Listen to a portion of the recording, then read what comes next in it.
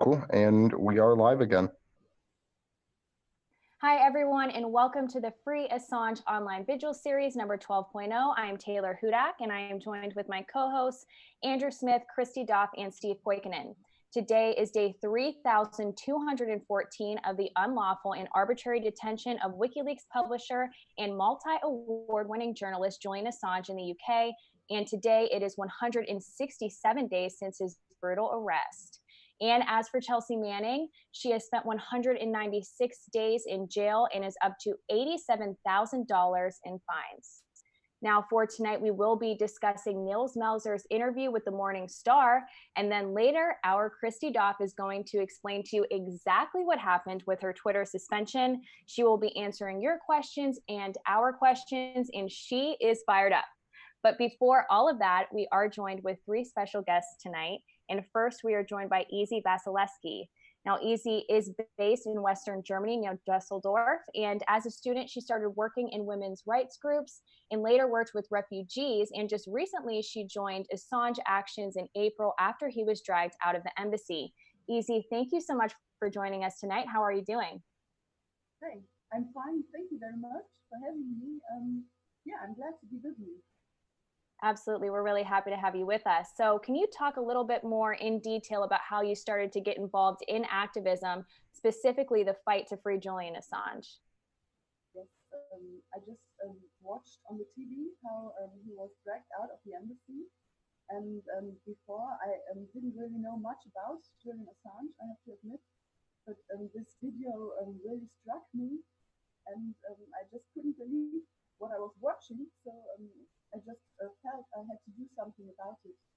And that's how I started joining the actions just recently. And I tried to do my best, and I hope it will help a little. Now, can you talk about some of the events that you have held so far, some of the specific actions that you have taken in Germany? Just so people are aware and could get some ideas of exactly how to, maybe get involved as well. Yeah, of course. We started in the end of April with vigils, and we started in Düsseldorf in Western Germany, and there is a big station, and we just stand in front of the station because there is also the consulate of the United States.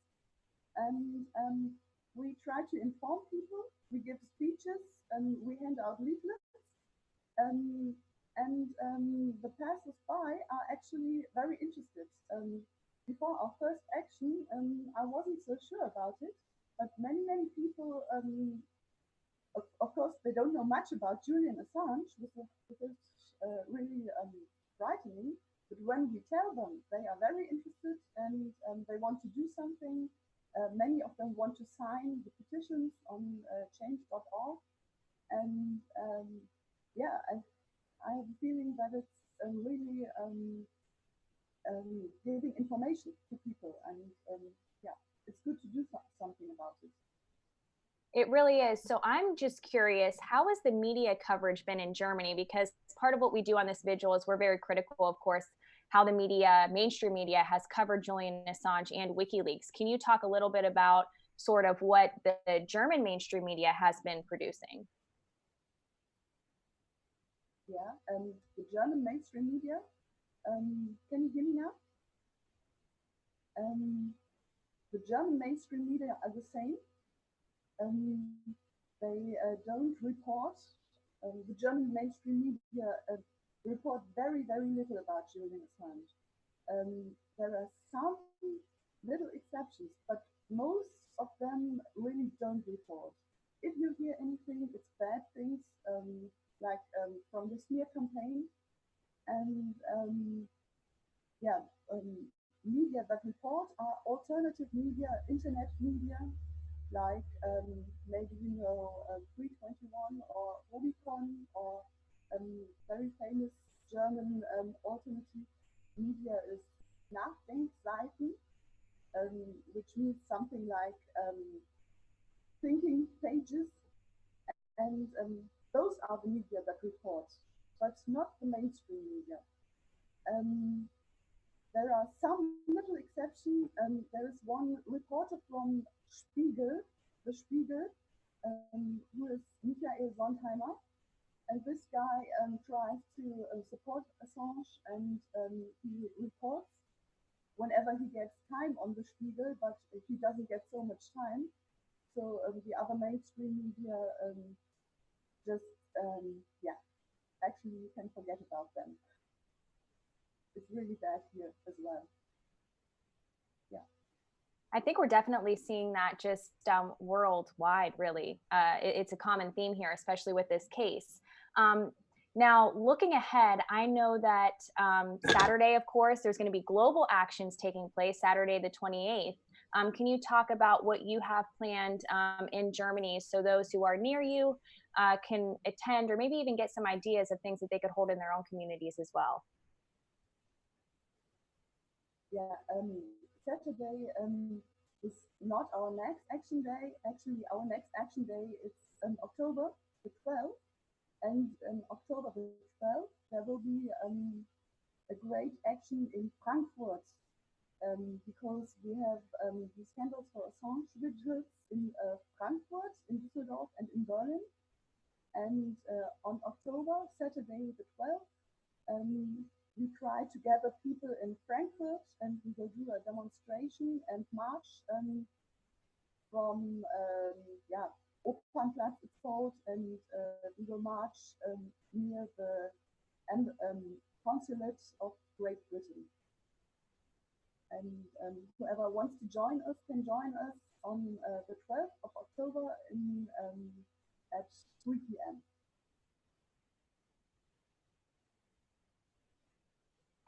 So I just want to say, I really appreciate you joining us because right now it's not like a very good time where you're from. Like literal, like the time zones right now are so different. But you brought up the Candles for Assange event. So I wanna talk about that for a second, and I'll pass it back over to you to kind of go in a little more depth because you probably know a bit more than I do. Um, but the Candles for Assange event overall started as a celebration for Julian's birthday back on July 3rd. And it started previously to that as a celebration for Julian. And it's turned into like a global organizing platform to where they pull people together, like from Germany, from New Zealand, from Australia, from the United States, from France, and just across the globe. Could you talk a little bit about like what it is about Candles for Assange that really inspires you to get involved with them and help organize alongside of them and for that goal? Yes. Just as you said, Candles for Assange started as an action for his birthday on July the 3rd. And on July the 3rd, most of you will know there were a lot of groups. I think 62 cities were joining around the globe and celebrating his birthday by lighting candles. And then in Berlin, one guy had the idea to keep this action going. And Patrick just started doing this Candles for Assange every week on Wednesdays, and many cities joined these actions, and we try to keep alive the light of press freedom with these candles. And in Düsseldorf, we joined them, and later in Frankfurt, then, as I said, New Zealand, and in Athens, in Mexico City, there are actions, and I hope there will be more cities joining. And what we do is we try to be in front of institutions like US consulates or US embassies. It can also be embassies of the UK, any official institution. And we have chairs, we sit there, many people are also standing, and we have candles.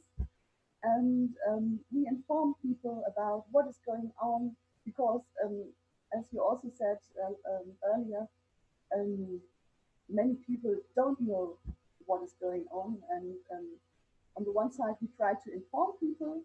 On the other side, we try to give a signal to officials, and we say the world is watching, and we will keep watching. And yeah, in Düsseldorf, we do these vigils every second week on Wednesdays. And we also do actions on Saturdays. For example, last Saturday, we went to Cologne and we had a great vigil in front of the Cologne Cathedral. And yeah, activists from Cologne were very helpful. There is a movement called Aufstehen, and they really supported us very good.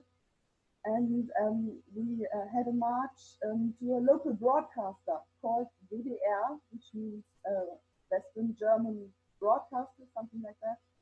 And yeah, we tried to demand from them that they report on Assange. And we're trying to get that done here on our end too.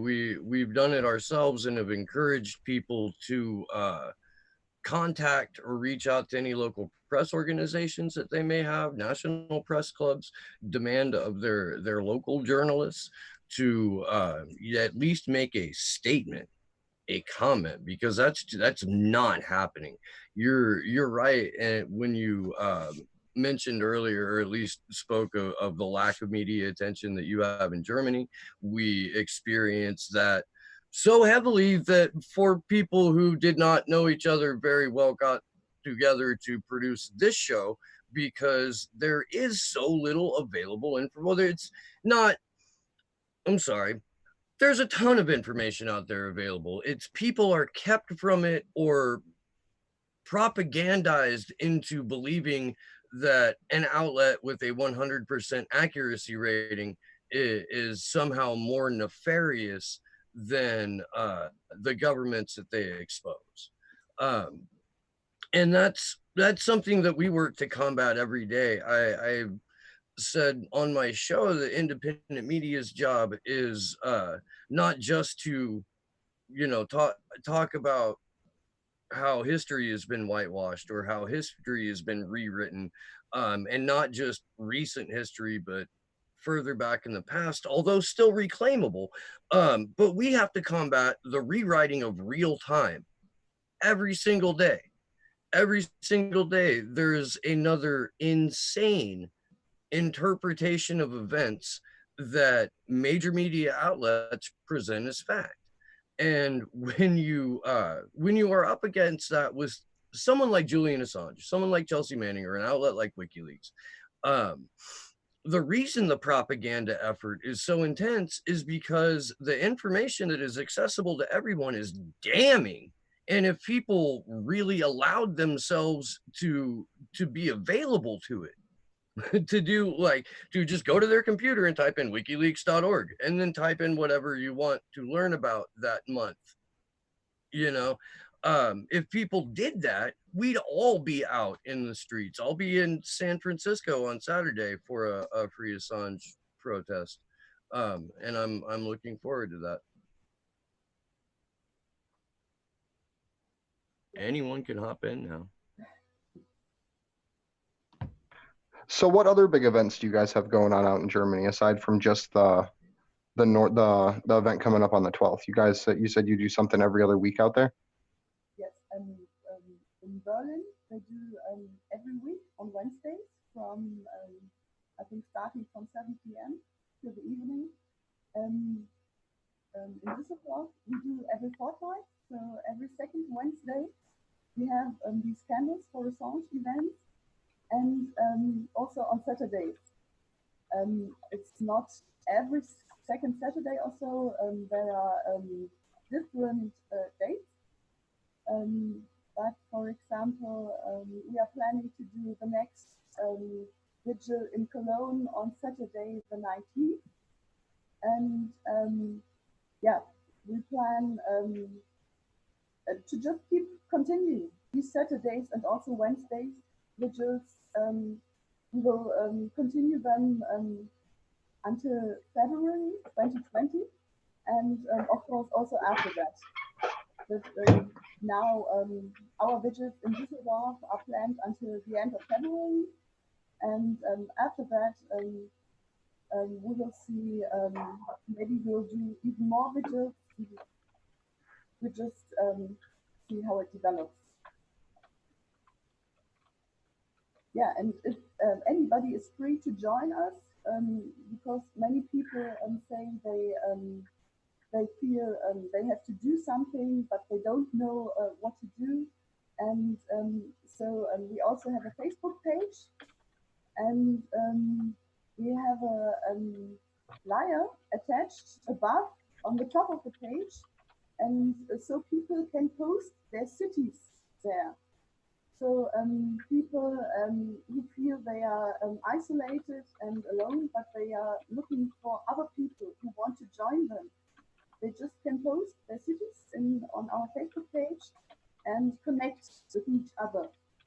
And so we hope that there will be also new cities joining us and doing vigils and informing the public about what's going on.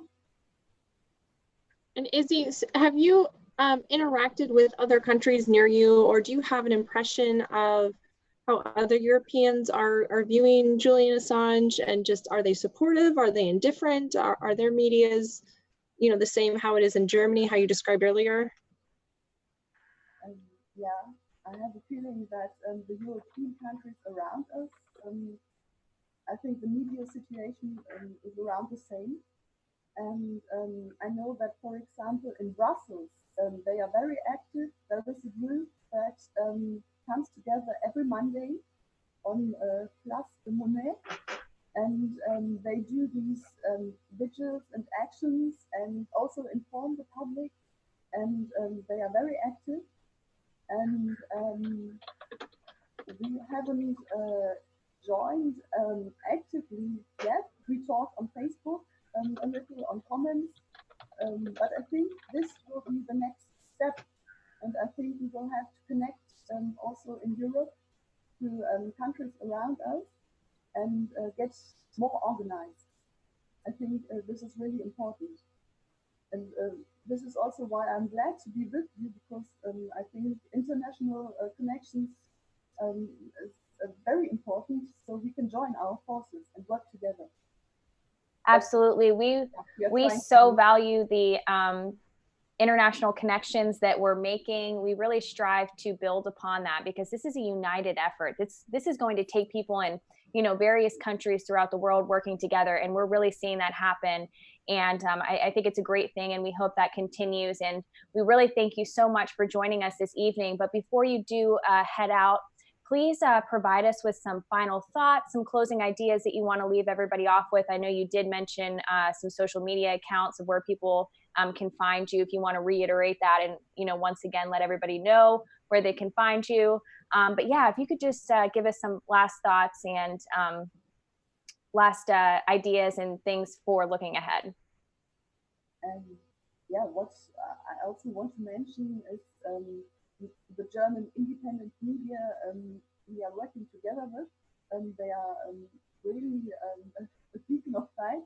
It's good to work together with them. It's Moritz Müller from Nachdenkseiten, who really writes regularly on Julian Assange, and he also supports us, our group. We called us Free Assange Community Germany, and also Rubicon, and this is also an independent media. And there is also Sharp Links, which means something like very left, and I'm very thankful for these independent media. And yeah, if you type in Free Assange Committee Germany on Facebook, you can find us, and you can also find this flyer I talked about earlier. And we try to keep it updated on a daily basis and give the latest developments about what is happening with Assange and Chelsea Manning and Edward Snowden as well. And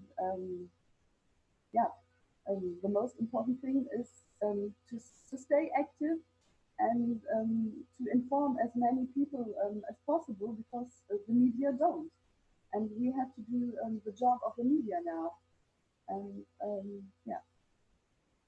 Absolutely. Well, we do our best, and that's what we do. Well, thank you so much, Izzy, for coming on. You are welcome back at any time. We really appreciate your time being with us. You are welcome to stay on. I know it is kind of late in Germany right now. So it really shows your dedication to this cause and to this effort, and we're very grateful for that. So thank you again. Thank you very much as well. I'm very, very happy to be with you, and I will gladly be with you back again whenever you will have me. So thank you very much for having me. Thank you. All right. Well, we do have two other guests who will be joining us, and we have Jeff Black. He is the executive producer and creator of the documentary film Moose, which details the lives of families who have lost loved ones to police brutality. Jeff also works closely with the families as part of his own personal mission, and he has a book that is due to be released very soon titled Brutal Reality. Our other guest is Jorge Anthony. He is a Colombian immigrant community organizer for RAID, or Resistance Against Immigrant Detention. Jorge is also a political researcher and was also the former campaign manager for Green Party candidate Constance Goodell Newton. So I want to thank you both so much for joining us. How are you guys? Thanks for having us. Very well, thank you. Great. So great to be here, and it was great to hear from our friend in Germany, because one of the things that has hit me just since you guys were kind enough to invite me onto the show is how actively this story is being suppressed. I'm a pretty open guy. I don't join groups. I stick to free speech, civil disobedience, and peace, and the rest of it people can figure out for themselves. I know what I work on. But the fact that I was just coming on this show and willing to have a discussion and to learn about what this man's plight is as an enemy of not just one, but maybe a few world global powers. It was very sobering to see the pressure that came down upon me as a completely independent and actually very poor person, so I don't really have any money riding on this either, right? This is just personal attacks and personal harassment to try to say that it's not okay to have this discussion. And the more they said it wasn't okay to have the discussion, the more convinced I was that the discussion and coming on this show was a very good thing for me to do. So I thank you for having me, and I do believe that just from my own personal experience as an outsider, right, I have my own mission that I focus on very heavily. The suppression that I see that you guys are subject to is really crushing, and I admire your tenacity. So thank you for having me on. Absolutely. Thank you so much for joining us. So you said that you're noticing, and this is also open to you, Jorge. You had mentioned, Jeff, that you noticed that there's a lot of suppression on behalf of the media. So if you guys can weigh in with some of your thoughts and perspectives on that. I mean, that's essentially why we have to hold these vigils, of course, is to bring awareness to this issue and at least provide accurate information on this case, because there's a lot of misinformation that's being spread, and it's very difficult to sort of change people's perceptions and change their minds after they've been told horrible things about an individual that is very much untrue. It's horribly insidious is what it is, because the mandate that we not discuss a subject by its nature almost guarantees that there's something that needs to be worked out. And I don't, and I haven't really heard any of you either, feel the need to make a personal judgment on the broad work, life, and case of a man. I do think that he did some things that were very important. He released information about people that were doing things that we need to know about, because they're not okay. These are not honest people that are looking out for our best interests. And so the fact that he's being attacked with everything from sexual allegations to allegations that he's personally, individually responsible for the rise of Donald Trump, these things spin out of control very quickly. And again, I don't have the information to know the full story about Julian Assange, and I think that's really the problem, right? Is that you guys are trying to say, let's keep this in the news, let's find the information, let's treat this human being as if he's a human being that's worthy of peace, and worthy of living in a situation where he's not under torture. He's worthy of being heard, of having a justice system that he trusts and has faith in, hear any cases that might be presented against him. Without those things, all we are is a lynch mob, and I don't join lynch mobs. I really don't care what you're saying the guy did. I'm not a lynch mob guy. You're going to have to show me a process. You're going to have to show me facts. You're going to have to show me evidence. And of all the people, I think I was up till 4 a.m. pathetically last night answering droves of people that said, how could you go on and have this discussion about Julian Assange? I know, I saw it. I didn't have a chance to really read through it, but I saw it was like, nobody said anything. I said, teach me, show me what you know, show me your expertise, tell me what he's guilty of, tell me who his victims are, tell me how he did it, show me the stories, show me the research. Nobody sent me anything. So, you know, we have to ask, who are these people? I use my real name and my real face on my social media accounts because, you know, I'm me and I'm not hiding from anyone. And you know, these people don't even have their real face and their real name. So, you know, for all we know, these are operatives, and they act like operatives, quite frankly, because it's an act of gang stalking versus legitimate concern from private citizens. I got some legitimate concern from a few readers that I've had for a while, but they argue and debate like human beings, not like these troll-like things that were attempting to engage me with innuendo last night. And the thing that I really want to world fairs, right? The thing that I really want to no, you're good. The thing that I really want to promote is the idea that tyranny takes many forms. And Jorge is a very personal friend of mine. He's someone I've known for a long time, and he's organizing against immigration detention. You, Jeff, are someone I just found recently who's organizing against police brutality, which is something that's affected me personally in my life. And so that's why I wanted to bring you guys together on this panel, is to be able to show people that tyranny isn't just prosecuting Julian Assange. Tyranny is dragging families apart and throwing them in immigrant detention. Tyranny is killing people in the streets for crimes that shouldn't even be crimes. And Andrew? Yeah. I was going to say, I wanted to touch on two things, if I may. Taylor, in the beginning, you had mentioned, and it seems like a sort of central theme. Can you guys hear me okay? Yes. There was a central theme around the censorship of what's going on with Julian Assange.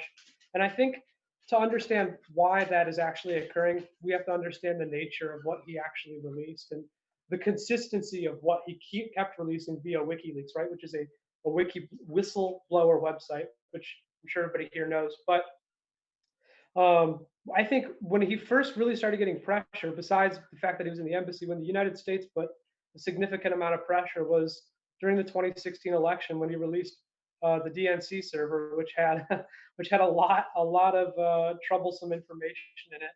And just even going back to anything that ultimately challenges the legitimacy of the system or threatens the system in any capacity to actually do damage is treated as something that gets swept under the rug. And we can go all the way back to, I think somebody here mentioned the whitewashing of history, right? That's part of it. But even the media is complicit, right? When the Spanish-American War broke out, there was tons of yellow journalism, and there was tons of lies about how the war started, right? In the 1970s, they proved that there was a ship that was attacked in Puerto Rico, I believe, or Cuba, and they proved that it was actually not attacked, that it just was an explosion or a malfunction or something.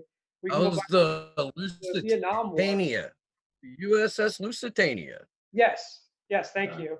The Vietnam War even that was that particular false flag. But yeah, we have had many.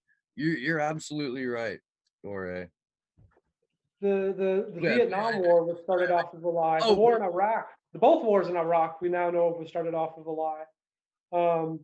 And it's not really like, is this happening? Like, it's something that's always happened. And I think, to me, Andrew, you mentioned tyranny, so I want to hop on tyranny. Like, what is tyranny? What is it? It's actually something that has been based in the development of society, which we could call broadly call in the West, particularly authoritarianism, which takes many forms. It could take the form of racism, patriarchy, homophobia, xenophobia. These constructs create divides in which pit one class of workers above another, typically, in some form or context, and they exist today. And without the dismantleization of such systems by a collective of workers or society themselves, which could take many forms, without that dismantleization, the system ultimately isn't going to really lose any vitality, you know? So this is key, because that division is intentional. It is 100%, as you said, a construct, and that construct is delivered via 95% of all media outlets that are owned by 6 fucking corporations. The way around that division, honestly, is to get all of the fractured movements to kind of co-sign onto this. If we lose Julian Assange, we lose the veneer of free speech that we have left globally, because Julian Assange is a publisher, and not an American citizen. So going after him, having him buying him ostensibly from Ecuador for $4 billion to have him shipped to the UK, where the UK has reasons of their own to want him to not make it out of Belmarsh in order to be extradited. Like I think Jeff said earlier, it looks like there may be more than one government after this man. That is 100% correct. There are multiple governments that would love to see nothing more from WikiLeaks ever again, would love to see Julian Assange be held up as the human sacrifice for what happens when you dare print the truth in a post-truth, post-9/11 world. And that's why we need, I mean, that's why we do this. That's not only right, it's damn right.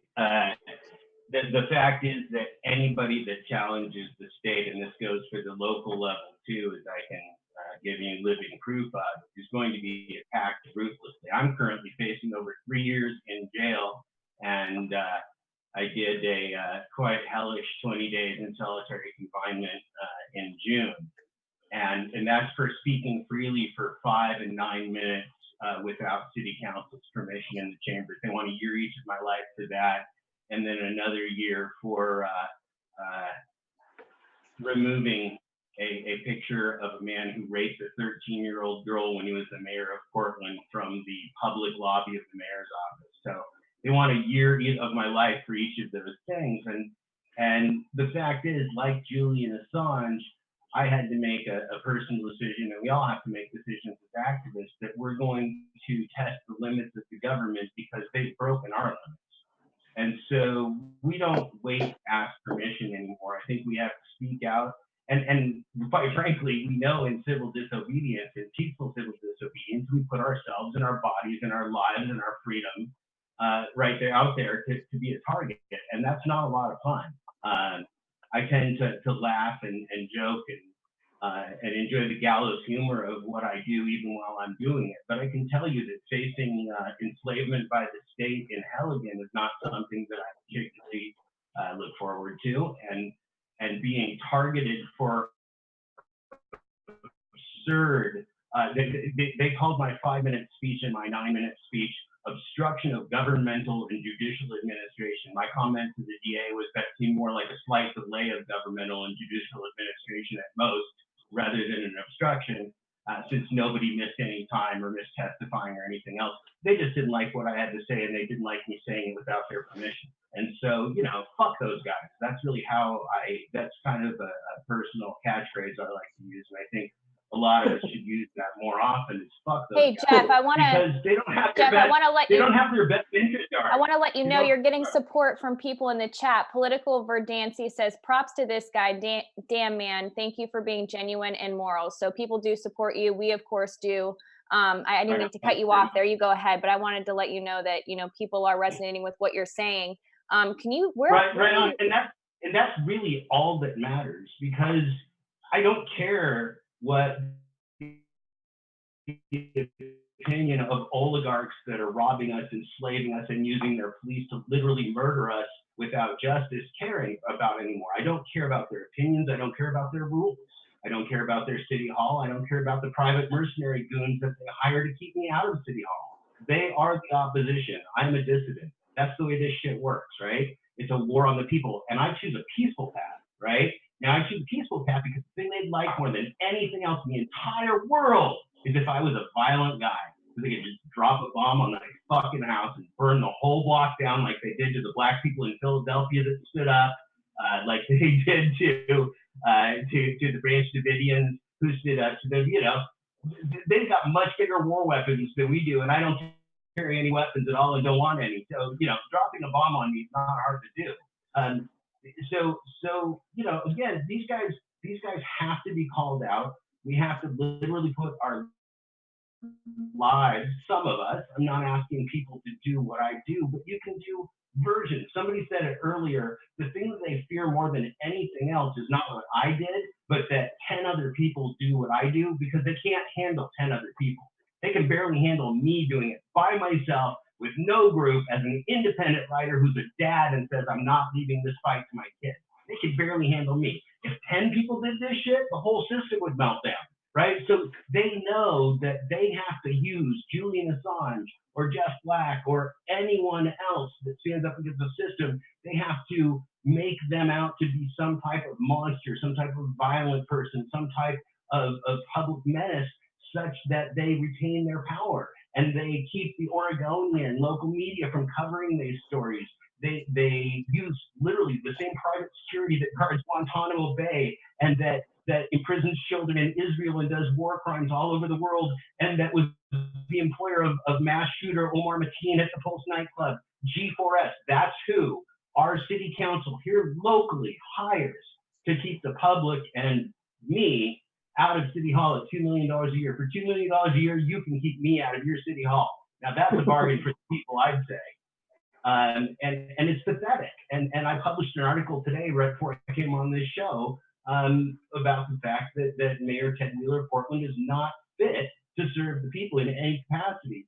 And the reason that you guys know that Portland, Oregon is having riots, and we have people that call themselves Antifa, and people that call themselves Patriot Prayer and Proud Boys and coming from out of state, all of these parades are about the fact that we have a failed city government, a failed racist, murderous police force, and a total lack of justice and equal protection under the law in the city of Portland. That's what it's about. The war on the people is here. This is it. Whatever you're doing now is what you're fucking doing right now when they came for you. And so, I threw myself out there as a target, and whatever, I don't know Julian Assange. Maybe someday I'll meet him. That would be very interesting. But for those of us watching, I know absurd lies have been told about me, absurd lies, right? And that's just the nature of the beast. So if you're going to ask me to condemn somebody that is a target of the most powerful people in the world, boy, am I going to need convincing that he might not be a good guy instead of a bad guy, because the most powerful governments in the world are fucking scum, right? These are our terrorists. These are Jeff, the monsters. I'm sorry. Go ahead. Sorry about that. You can go on. No, go ahead. Finish up your statements. I'm sorry. I just wanted to get Jake's right on. I think we just have to point out how monstrous these people are, and that back to the civil disobedience. You could do what I did, and in fact, people did. The same day that I am getting charged a year of my life for, city council chambers were cleared 3 other times by the G4S mercenary goons, and nobody got arrested, nobody got in trouble. People are very, very capable of peacefully shutting down our corrupt governments, should we choose to do so, okay? And again, they want to, as we said, make an example out of anybody that steps out of line, because their greatest fear is that in any quantity we do this. I published an article yesterday written by a lady. I could look up her name, and we could share that if one. But it proposes that 3.5% of a population could overthrow a dictator. 3.5% of a population could overthrow a dictator.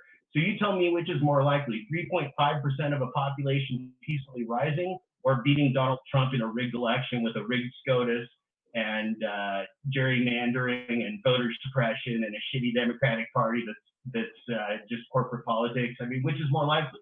I'd rather bank on 3.5% of the people. All right. So Jorge, I want to get you in on this too. I know that you are also experiencing some charges. You've been charged as well. Can you get into that, provide people with some, information, background information on you and the nature of those charges? Yeah, so I'm, thank you, Jeff, and thank you, Taylor, for your thoughts. So I was arrested for protesting and for a girl. This was actually not immigrant related. I kind of do a lot of stuff, but immigrant activism is like probably where I'm centered. But I was arrested by the police for failure to yield for an emergency safety vehicle, and which it wasn't really clear what was going on at the time anyways, but they charged me. They made me pay a fine, which I still haven't paid, because why would I give the city more money to shoot Black children?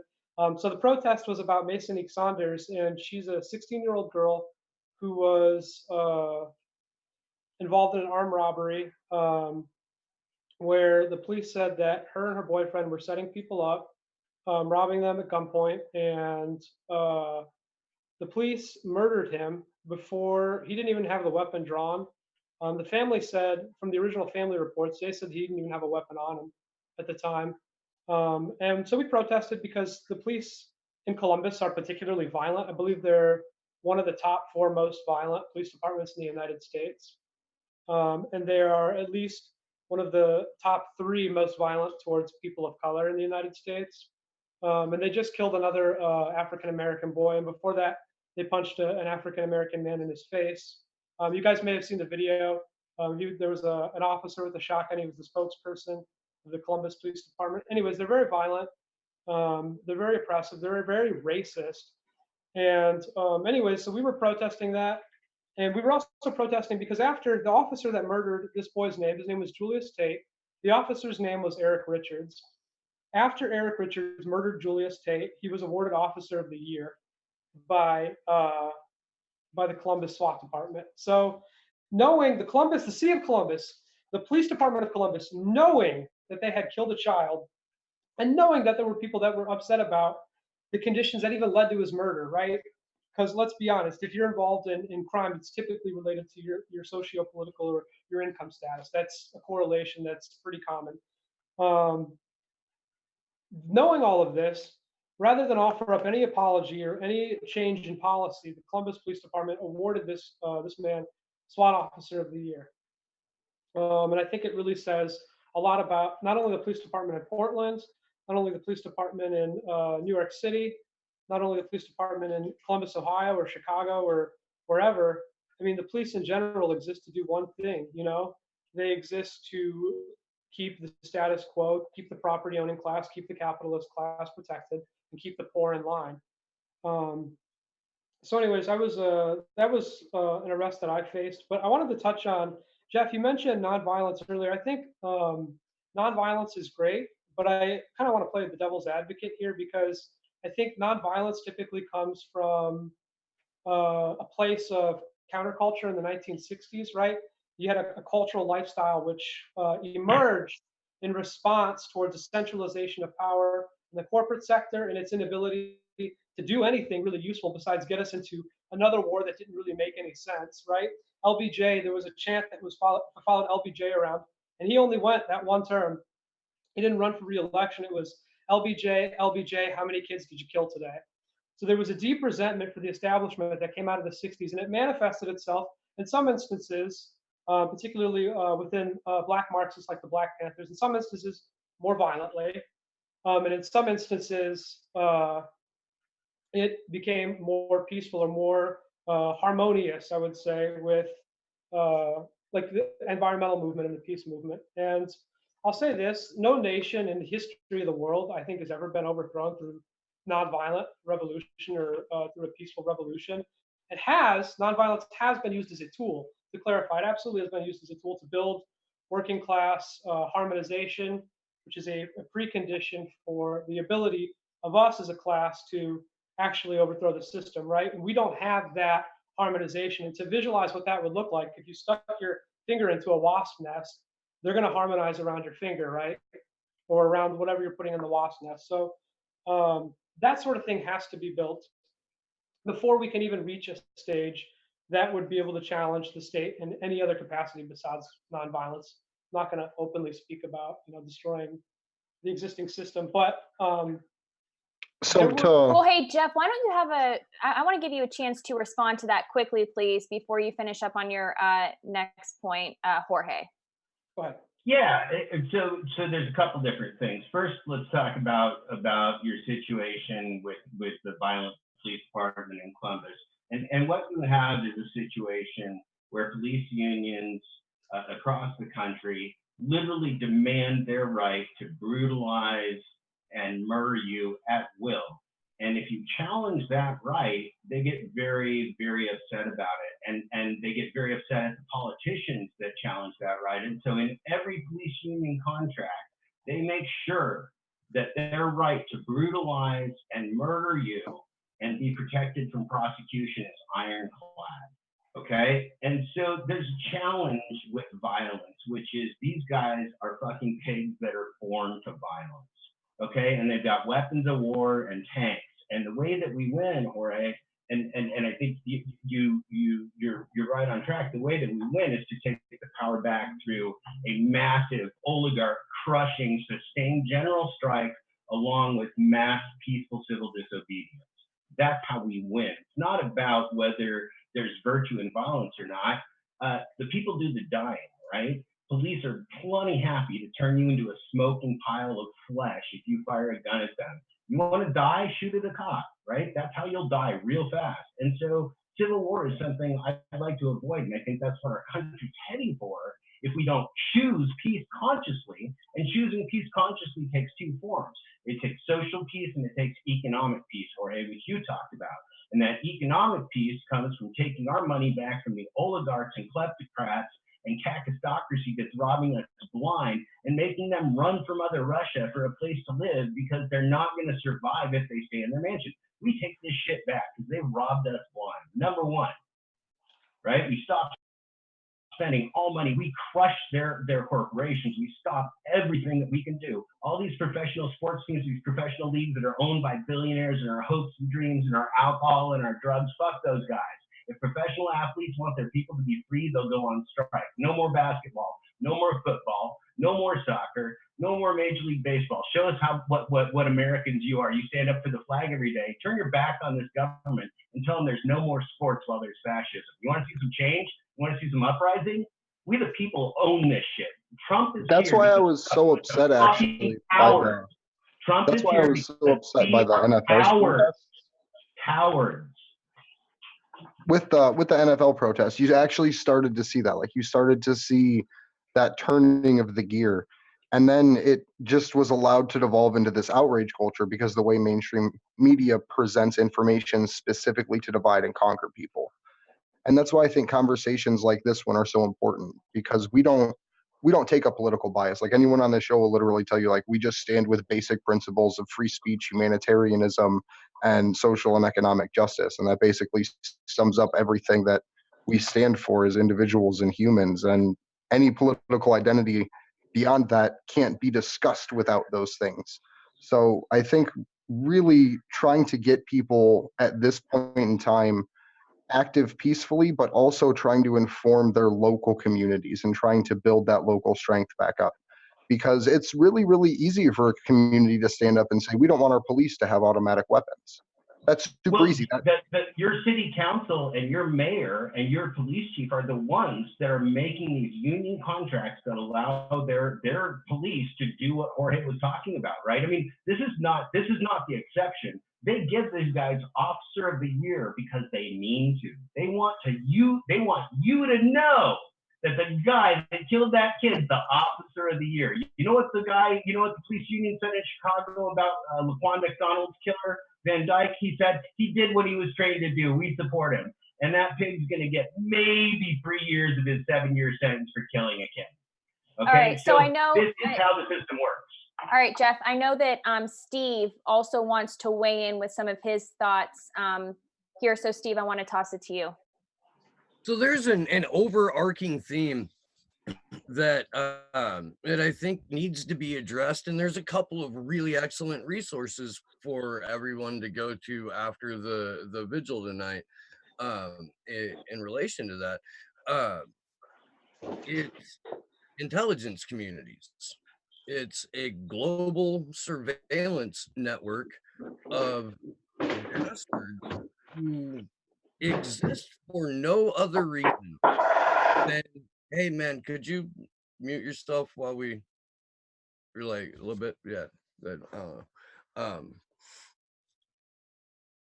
It's a global network of intelligence agencies that have a hierarchy within themselves that spread this nonstop disinformation and division and misery and confusion. Chomsky wrote Manufacturing Confusion in '89. It's 2019. Their manufacturing consent. The consent's been manufactured. If it wasn't manufactured before the ink was dry on the Patriot Act, certainly afterwards. We live in manufactured confusion. And Susie Dawson, who is an amazing human being, brilliant journalist, targeted journalist, and is moving forward, hopefully, with her asylum in Moscow, has a brilliant series out now, a project that she's working on called One versus Five Eyes. And the Five Eyes are the intelligence sharing apparatus of the UK, Canada, the US, New Zealand, and Australia. The other night, she held a master class in the background of these agencies, what they do, how they operate, how the legislation that they are dictating gets passed, what that means in terms of how we're surveilled, what that means in terms of how our governments are going to react, like by hiring private security firms or by targeting activists who are trying to get immigration awareness and reform spread, especially if you have a socialist background. And it is one I cannot recommend enough that you guys go either on YouTube and type in the number 1 VS. It's in the chat. Fred Edward has the hashtag in the chat. If you type that in on Twitter or if you type that in on YouTube, you will immediately find Susie's work from the other night. And I cannot recommend it enough. It is like going and getting a degree in knowledge that every single activist should be aware of. And forewarned is forearmed. So you can really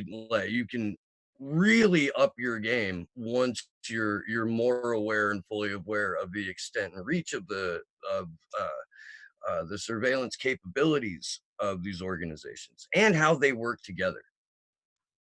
Yeah, upon learning more information on the Five Eyes and the intelligence community, it really does instill this sort of need and want to really organize and to do something about this, because all movements, any political change, meaningful political change, has been initiated by people on the ground and the average person, not the people at the top, because again, it is not in their interest to do so. So I echo Steve, and I encourage everybody to absolutely check out her new series. Again, it's the 1BS5, the letter I. I guess there's a new episode this Sunday at 8 p.m. Eastern Standard Time, 5 p.m. Pacific Standard Time. But yeah, I really encourage people to check that out. Go ahead, Andrew. Something I want to shout out to is the power of encryption real quick, because I don't think we've talked about it in a while. And with other activists on the stream, I feel like it's really important. apps like Signal, Wire, the Tor browser, Orbot on your phone, um, lets you operate in such a way that intelligence communities can't automatically seize your data. They have to go through either direct targeting or get into that actual network to be able to get your information. So for messaging, I recommend Signal and Wire. For phones, I recommend Orbot as an anonymizer. And the Tor browser is a really, really good way to just get around the internet without anyone knowing who's actually viewing those web pages. But something I actually want to kick over here to Jorge is, could you talk a little bit about censorship that you've experienced and just the stuff with your activism and your political involvement that's caused you to kind of like take a step back to realize the actual level of infiltration going on right now? Yeah, could I offer a rebuttal to the earlier points? Is that okay? Absolutely. Of course. This is definitely, this is not only just like a panel discussion, but we definitely encourage people to kind of, provide differing viewpoints on this vigil. So if you hear something and you do want to provide a counterpoint, that is absolutely welcome on this platform. Thank you, Taylor. I appreciate that. Thank you. Thank you, Andrew. So in 2003, I'm not saying that we should violently try to overthrow the system spontaneously. That would be, I totally agree with Jeff with what you're saying. I think that what could we say in the face of a hydrogen bomb, or a neutron bomb, or as a class? I don't think that would be a reasonable way. But I will say this. I think that the political center of what we do has to be very fluid. I think that nonviolence is good, and I think it's a good lifestyle. I myself am a vegetarian, but at the same time, nonviolence has its limitations, and that should be recognized. After the Korean WikiLeaks were leaked, when President Park stepped down, they had some of the largest nonviolent protests in human history, right? I believe 2 million, South Korean protesters went out and protested to remove President Park. And they did. They removed her, but she was replaced with somebody who's fundamentally no better. The person that she was replaced with was equally as corrupt as she was. In 2003, when the United States invaded Iraq, some of the largest protests in U.S. history occurred. And at that time, they were the largest protests in U.S. history in opposition to the war. And ultimately, they failed to fundamentally change the deaths and displacements of millions of Iraqi people, 5,000 U.S. soldiers, and millions and millions and millions and millions of wasted dollars. To go back to the topic at hand, I guess my point with that would be that there is avenues of resistance that are sometimes solely not nonviolent as well. Rojava, Syria, the women had rose up there, created democratic fighting forces, and overthrew the bourgeois state there. And this is the northeast part of Syria. In Chiapas, Mexico, the Zapatistas had a 10-day armed standoff against the Mexican government, in which they won sizable regions, which till to this day they are expanding to 11 more. In Spain, in the 1930s, the socialists and anarchists joined forces to overthrow the fascists in a revolution, but unfortunately 1 million people did die, so there was a significant cost. The Russian Revolution in 1917 that lasted until about 1921, until the Bolsheviks and Stalinist bureaucracy took over. But that was a people-led movement, and some of these movements, my point being, and even in India, parts of India's independence weren't won by solely nonviolence. They were all won to a degree with the diversity of tactics. But nonviolence is good. But I'm just saying, I think as activists, we should be really fluid and really centered, really open to all the options that we have as workers, right? The general strike, the sit-down strike, slowdowns, work stoppages, blocking the roads, destroying infrastructure, sabotage. I'm actually of the belief that we may have to degrade our infrastructure back to the point where we set ourselves back for one human generation accessing the internet to be able to rebuild those systems in a way that they can't be used for tyrannical observation against the general public. That's just a personal belief I hold, and I think it can be done nonviolently depending on how you frame that word. But I want to pass it off to you, Jeff, because you look like you have a lot to say. Yeah. So Jorge made I think the perfect point for this discussion is when President Park was replaced, she was replaced with somebody that was equally as repugnant. And so what we have right now is we have cacistocracy, right? We have a purposeful government of know nothing, do nothing billionaires that are raping and pillaging the American system and turning it into a police state that will be, you know, we want to talk about generations, that will be gone for generations, and that's if the world survives their reign of terror. So we have to look at the fact that it's the regime that's got to go, not the figurehead. And when we look at civil disobedience and general strikes and tactics that bring movements of large populations, those are the things that bring social change, because, you know, sectarian warfare can go on forever. And what we're breeding in this country right now, what we've bred even just by having an open conversation on this show, is vitriolic hatred. You know, today, when we disagree with someone, it turns immediately from any kind of intelligent debate to almost kind of this sectarian, you know, just call for violence. And that's what we have here in Portland. And that's why we have all the street violence in Portland, is that people figured out that, you know, hey, they didn't want these people marching around saying their words, and the other people said, we don't want you marching around saying your words. And now we just have street fighting, and there's nothing that's coming of it. So I think, again, the people do the dying when the criminals are sitting in our government offices and are really running the show with our wealth, right? And the people don't have healthcare, the people don't have housing, the people don't have food. Our borders are being shut down. We're being treated worse every day, and yet we don't rise. And so the people are going to have to stand up. But really, I believe that violence is only in the advantage of the state, because that will give them the excuse that they love to exterminate you, right? You're being difficult now. Now we have to get hard on you. And that's what they're doing to me. Mr. Black, now you're being difficult. Now we're going to have to put you in jail. Now we're going to go for a few years of your life because you're being difficult. Okay. Jorge, I see your facial expression. I feel like you have something you want to say in response to that.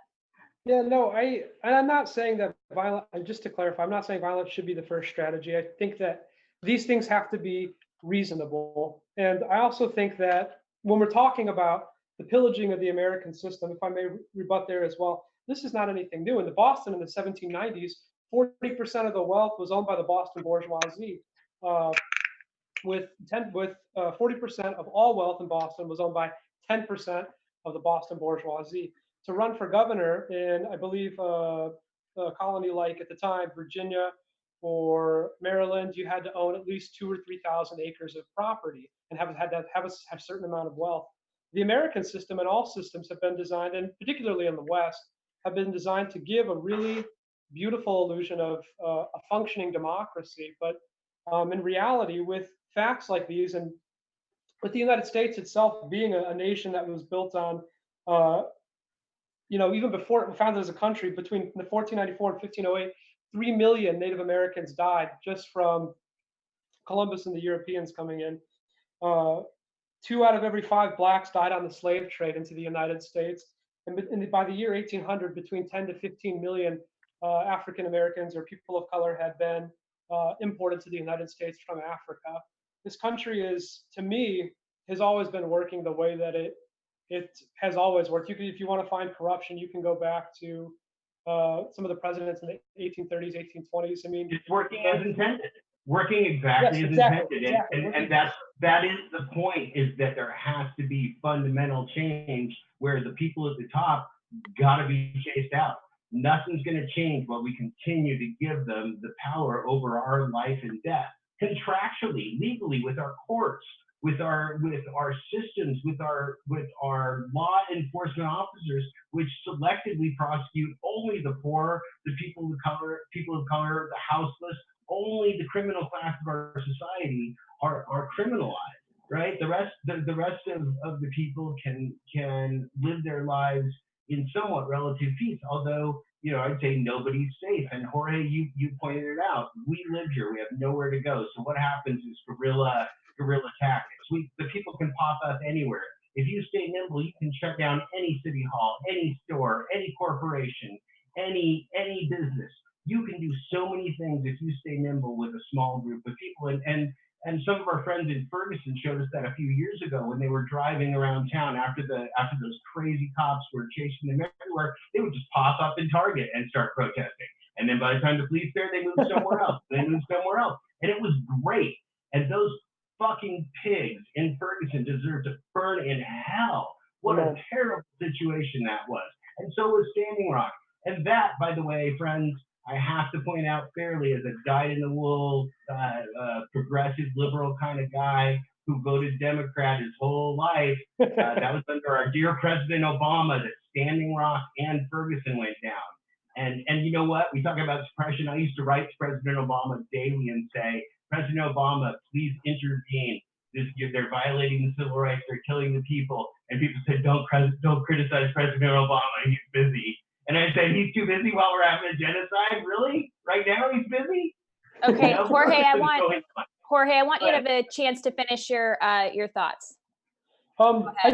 I guess since we're talking about the system, I think that it makes sense from this point to discuss what existing system could replace the system that we have now, which is particularly authoritarianism or capitalism in its various forms. And I think that a real revitalization, particularly among layers of the Western working class, inspired by political figures like Bernie Sanders, what comes to one's mind, I think, is socialism and communism and things like anarchism. And I think within those systems, they offer a frameworking that is different, right? Because the political center of capitalism and authoritarianism is based on a centralization of power, is based on self-enrichment, right? It's based on the exploitation of the environment and of human beings. Now, when we look at the political center of an ideology, I'll use myself as an example, anarchist communist. When we look at particularly what it means to be an anarchist, anarchism in itself could be argued as for autonomy, right? The people in Rojava, the Rojava Revolution itself was inspired by an anarchist writer, Murray Bookchin, and a principal concept that we call democratic confederalism. And to put out what democratic confederalism looks like under, the supposed representative democracy that we live under, democratic confederalism, instead of giving a representative the ability to control the lives of hundreds or thousands of people, workers organize collectively within sections of, typically the number is 150, about 150 people are organized by one administrator. And these would be decisions like a neighborhood watch, like the roads, like how food gets made, market distribution, and the things and how these would be negotiated would be on concepts that have been around for really a long time. And I can Bookchin, Kropotkin, Emma Goldman, Benjamin Tucker. These are some authors that I'm talking about. You can look up their work, and they have a lot of theoretical work on how this would look like. And indeed, it does exist in places in the world, the Zapatistas and Rojava. But the concept you're talking about, I think, because I watched some information about it, I think the concept's municipal libertarianism. Yes. And it was the organizing style that had originally come directly after the French Revolution. And it was a product of the French Revolution. Yeah. And the way America was founded, it was fucking terrible. Like, I don't want to argue that point because we fucking genocided so many people to get here. It's not even fucking funny. But at the same time, with what the capabilities that we had and with the sense of the day that people had and the ability to organize and see themselves defined as a group, we got the furthest left document of the time out of the Constitution. It was one of the only documents in the world that guaranteed religion couldn't supersede the rules of state. It was one of the only documents in the world that allow people to have property that can't be seized by authoritarians. So I think it's important to recognize that we have a lot of those core concepts, even down to the way that we level municipalities with precincts and wards and districting. So I think getting built back to what we used to have, but for the benefit of everyone with the exploitation of no one, should be the goal. Because ultimately, without a basis of freedom within a society, you create this very tyrannical step and allows someone to come in and then turn that in the direction to actually build an authoritarian society. which is kind of what we saw when we got removed from the gold standard. But that's a whole nother like conversation on like finances and the way that money is distributed. But I asked a question earlier, and I don't think we ever got to it. But could either you, Jorge, or Jeff talk about like censorship that you guys have experienced or potential like infiltration?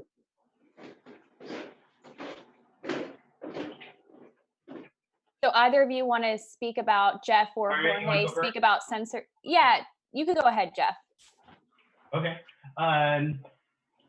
Yes.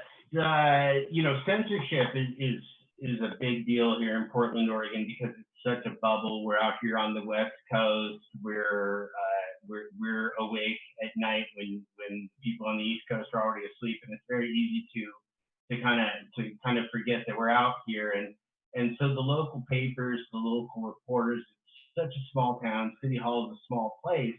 What you get is a system where it's incestuous and everybody's connected. The reporters and the security guards and the political hacks and their staffs and really anything goes. And that again is the challenge, the privilege and the treatment that we the people give to them gives them power that they have. And so taking that power back at some level is as simple as ceasing to give it. As far as censorship, what I was going to say, you see stories that are absolutely, some of the times the things that I'm facing charges for in City Hall, the Oregonian will not even cover. When kids got attacked by police, the Portland police on the climate strike last week, and it was embarrassingly around the nation, the Oregonian printed an article that Twitter misinterpreted it.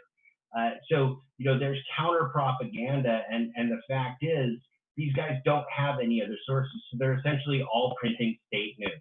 That's all they're doing. They're printing state news. And so the censorship is innate in the system. There is no truth in the system. The censorship is the fact that the real story is not being covered, just like the story of Assange isn't being covered. And somebody asked on the chat, what's going to help Julian? Trump's not going to help Julian. And my question is, what government will help him? What government has an incentive to do that? Governments don't generally do things they don't have incentives to do. And governments are very, very selfish, power-hungry people. Governments are made up of people that are generally very powerful and very power-hungry and very selfish. And as Jorge said, it's not so simple. You got to replace it with something. If this country that we never have had, we've never had it, right? The racism, the slavery is baked in. Okay, that's what cops are. They're here to oppress you. They're not here to keep you safe. So it's baked in. The question is, what do we do, and then what do we have? But again, I implore people that civil war and violence is not going to be a good time for any of us. I just don't see it producing results. And the fact is that Martin Luther King and Reverend Dr. James Lawson, who I was fortunate enough to meet and who learned from Gandhi about civil disobedience, all have shown that sustained societal change for civil rights can be won by civil disobedience, can be won by peaceful direct action. And so, yes, war has been an option as long as people have been alive, and isn't that sad? I don't want my kids dying in a war. So the people that want their kids dying in a war can advocate for war, and I'm going to advocate for peace. Okay. All right, Jorge, why don't you talk about some of the censorship that you have experienced? So a lot of the censorship I experienced it's not really in recent activism, although it's kind of like a thing. It's more like, I'll talk about my experience within the Green Party. And Andrew, I know you probably know a little bit about this as well, since we worked on the campaign. But there were only 3 papers out of all the papers in the state of Ohio that would run anything that we published. It was in Toledo, Cincinnati, and 1 in Cleveland. And Columbus, 4, the Free Press. A lot of the stuff like Facebook particularly and Twitter particularly, if you're posting anything political and you want to like pay to boost it, which you used to be able to do pretty easily. You didn't have to do anything besides put up a card and you could boost whatever you wanted. But within recent history, we've seen you have to like send in an ID, you have to verify this. Sometimes they still don't approve it. To my knowledge, the organization I used to work with, the Ohio Green Party, still doesn't have approval to post anything. So really anything that could act as a catalyst for change in the thoughts and mind of workers is pretty well censored. That's kind of my experience with censorship. Yeah, and back in that time too, when we were, because Jake and I actually organized, or Jorge and I actually organized in the Green Party together, and um, we were really effective. Like just the use of Facebook advertising back then, you could get 150 people to show up to a protest for $150. Like it was the bang for your buck that you could get to actually bring social change about in that way was really, really powerful. And that's something that got clamped down on way before it could actually be utilized. Like there's still ways and means around it, but just the money that you have to have involved now is so extreme just to break through. It's pretty incredible. But I'm gonna pass it over to you, Taylor.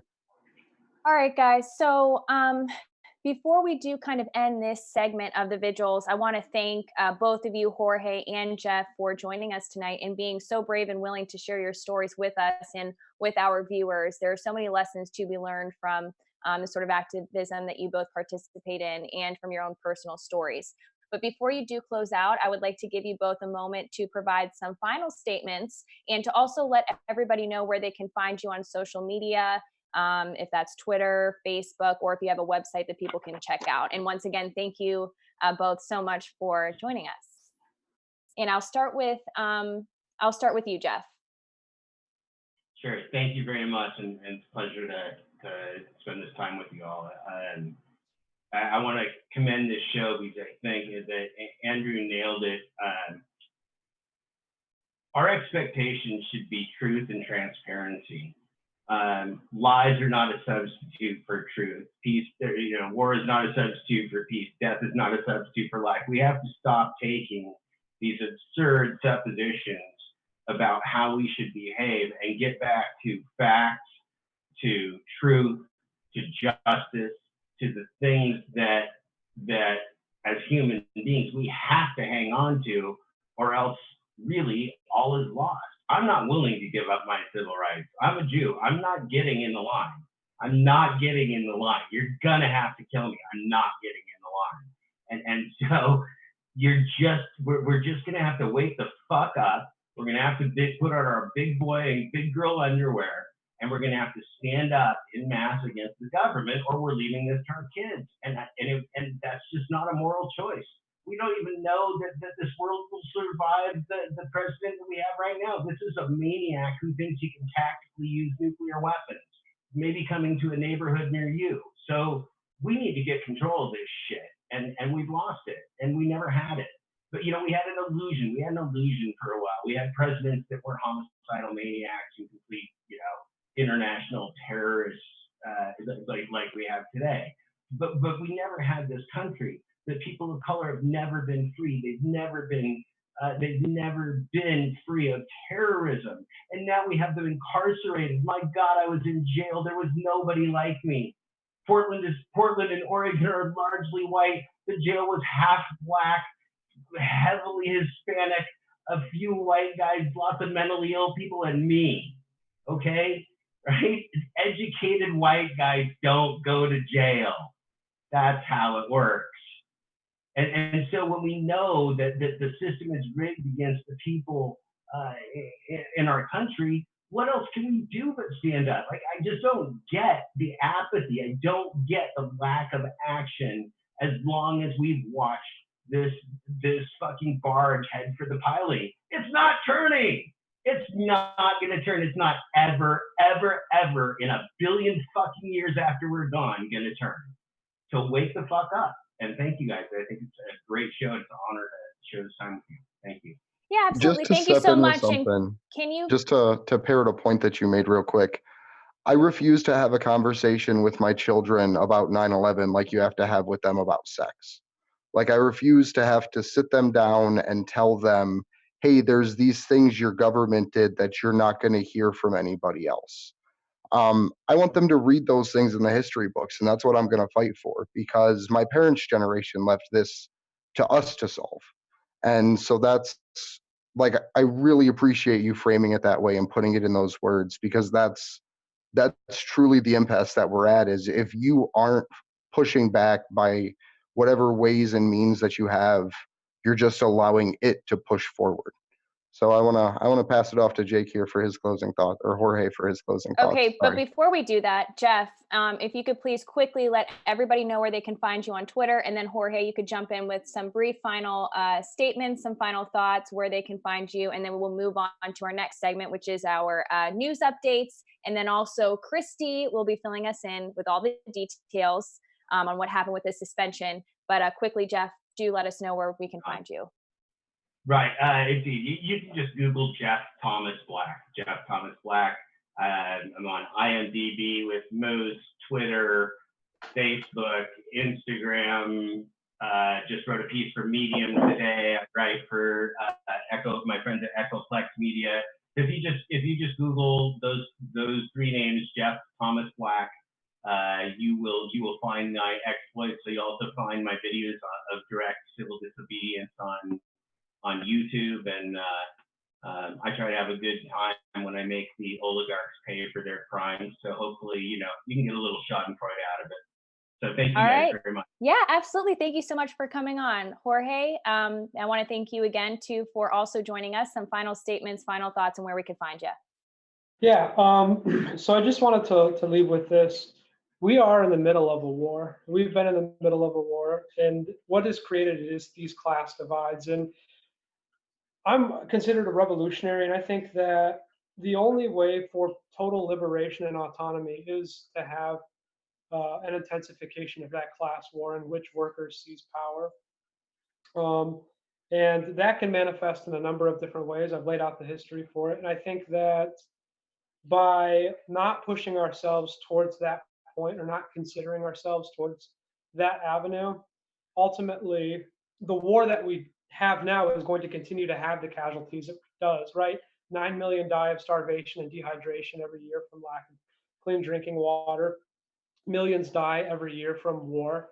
And until the workers, in the most reasonable way possible, or whatever way possible, seize the constructs that are mentioned here and dismantle them and reorganize society in such a way that we all have equity, that we all have liberation, and that we all are free from all exploitive and coercive conditions, then we will fundamentally fail to get to that point. And then just some last thoughts. You can follow me on Raid COH on Twitter, or Comrade Jorge on Twitter. And then I just wanted to bring something up.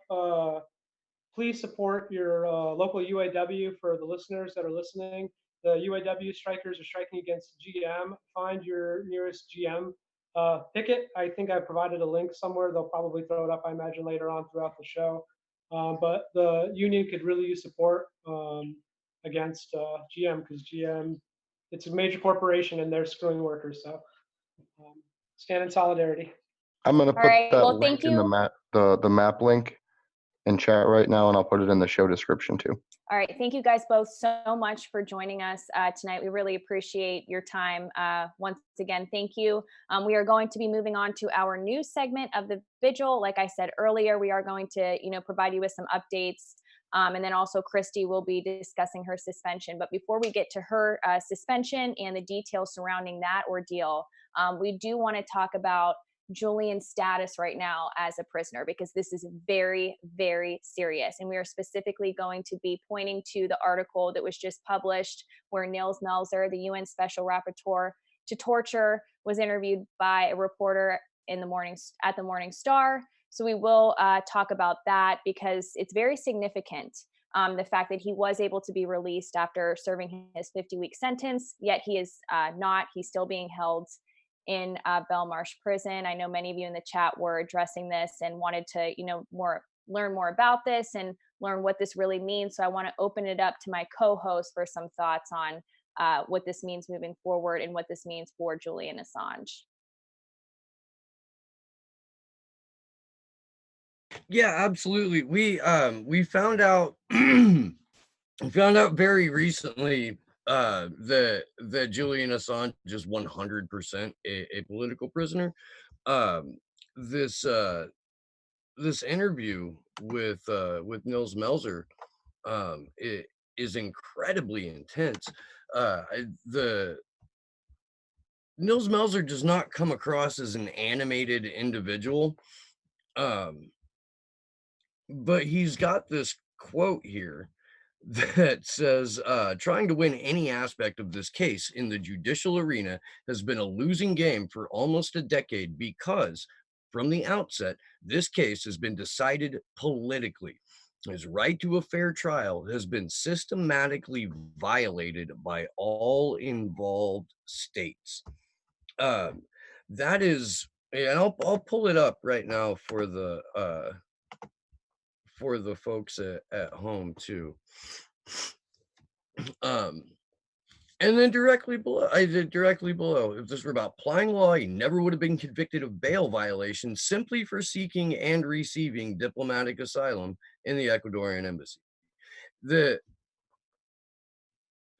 is no way that if you are a detractor of Julian Assange or you're trying to smear him or naysay him, there is no way that you can be faced with that and not buckle or stammer or jump subjects immediately.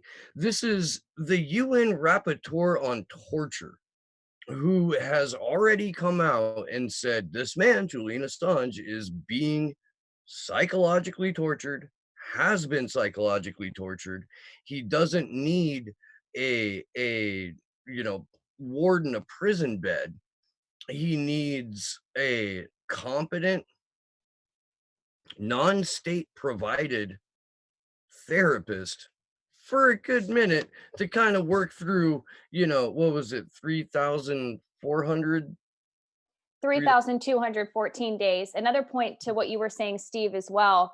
Nils Melzer also acknowledged that he was appalled at the fact that the UK failed to respond to his report that Julian Assange was being tortured. They are mandated. Any state that is abiding to the UN Human Rights Council and their compliance with no torture, if they are found to be torturing somebody, psychologically, physically, what have you, they have to respond. They have failed to do so. And it's been, I believe, 100 days now. So this is just another example of how the law and order is just being completely ignored in this case. And so it's very frustrating to hear people say that they believe that, President Trump is going to help Julian Assange. That's not true. I would like to think that he would, but I don't see that happening.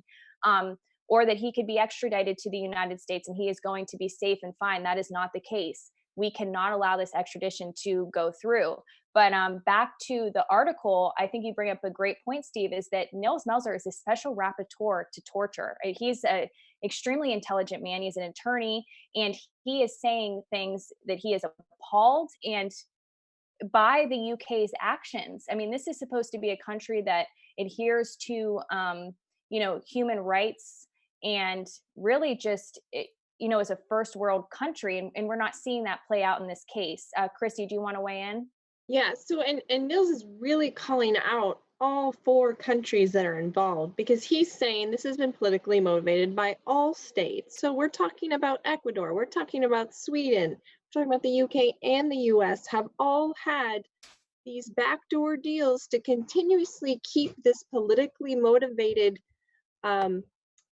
investigation, persecution, whatever you want to call it, that's been going on for the last almost a decade against Julian Assange. And really, Nils does an amazing job of discussing what is happening to Julian and why we should be upset. But instead, we've really been brainwashed by the media into thinking that he somehow deserves it because of all of the character assassinations we've seen over the years. Yeah, and I think he also goes on to say as well that, a lot of these smears for which there's no evidence, specifically how he was behaving in the Ecuadorian embassy, even that would not be sufficient for him to be expelled from the embassy. So even these sort of like smears that we're hearing in, attacks on his personality, even if that were to be true, which they are not, that's not sufficient for this type of treatment of an individual. Steve, go ahead. I wanna call attention to the highlighted part here, um, because this is crucial, and this is something that, if you're going to go and participate in any of these actions on the 28th, and really, if you don't have one near you, become the action on the 28th, please. You know, we advocate decentralized activism here. Like, this would be a wonderful time to go ahead and follow through with that. But his hearing a week and a half ago, he was asked if he understood what was happening, and he said, "Not really. I'm sure the lawyers will explain it." This is a brilliant man who is what can't understand the charges being brought. I mean, and I understand if you go to a hearing and they're like, "Oh, and by the way, we're taking away your bail,"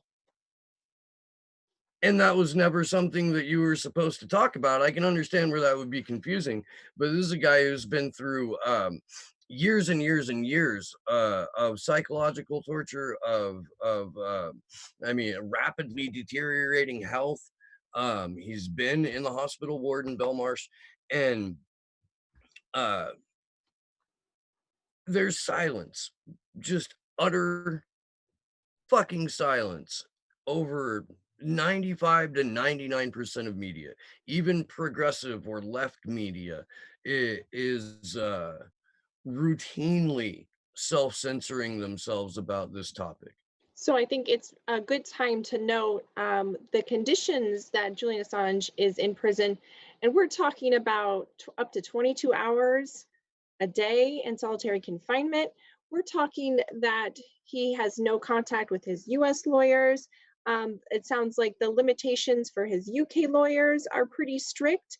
He is allowed two two-hour social visits a month. And a lot of times his medical appointments are scheduled at this time. So there's a lot of confliction with social interaction, his medical appointments, and also his lawyers getting access to him. His lawyers are not allowed to bring documents in. They must be posted to him. He must receive them by mail. And we just found out recently in the last week or so that he wasn't receiving his mail from the last month because of the outrage that caused. We did get a report from the Courage Foundation that he is receiving his mail now. So can you imagine being in this sort of black hole of a cell all day, every day? You've got a lot of medical stuff going on, and you're being thrown in and out into these hearings. There was a hearing on Friday the 20th, and we found out a little bit more details about that from the Courage Foundation, that there was a mix-up and there was a medical appointment, but then they were getting him ready for a video link, and he was stuck in a room waiting for a court hearing to happen, which never happened because his name accidentally was just put on the roster. And so then when they figured it out, then he was late for his medical appointment and he did not get to make up that time. So, I would say that this is just any normal situation, just the lack of incompetence, but this is being deliberately done. And Nils Meltzer is calling this out, that not only is he being psychologically tortured because of what he's experienced in the embassy and the solidarity in there, but now they're just fucking with him. I mean, that's what they're doing. They're messing with him. They're trying to intimidate him, his visitors, his family. His parents are on the approved list, but he hasn't even been able to call them. Like, the UK is just messing with this guy because they can now. 100%. And if extradition goes through, Julian's own father has said that he does not expect to ever see him again. That one way or another, the United States will murder Julian Assange. And whether that happens through coming to a supermax prison, or whether that happens in transition, or how, it's the most common phrase about Julian's extradition that you hear with people who are familiar with the case is death sentence. And we know because John Kiriakou has told us here on this show and on the Unity for J Vigils exactly what Julian Assange is awaiting if he comes to a U.S. court, and that's a legal team that is not allowed access to the evidence being used against him. That's an entire jury made up of people who are directly connected to the intelligence community based on the area, Eastern District of Virginia, a judge who is a little bit camera happy and very, very pleased with her position in espionage court, as it's called. It's also SIPA. He would be subjected to SIPA. So it would be basically the reason for that is because a lot of the information in the case is considered national security. So when John was on this vigil, he did say that the jury would not even be allowed to hear much of the evidence. And he said what that does to a jury is they're like, okay, if this information is so secret and so dangerous for people to know, we can't even hear it. Of course, this guy must be guilty.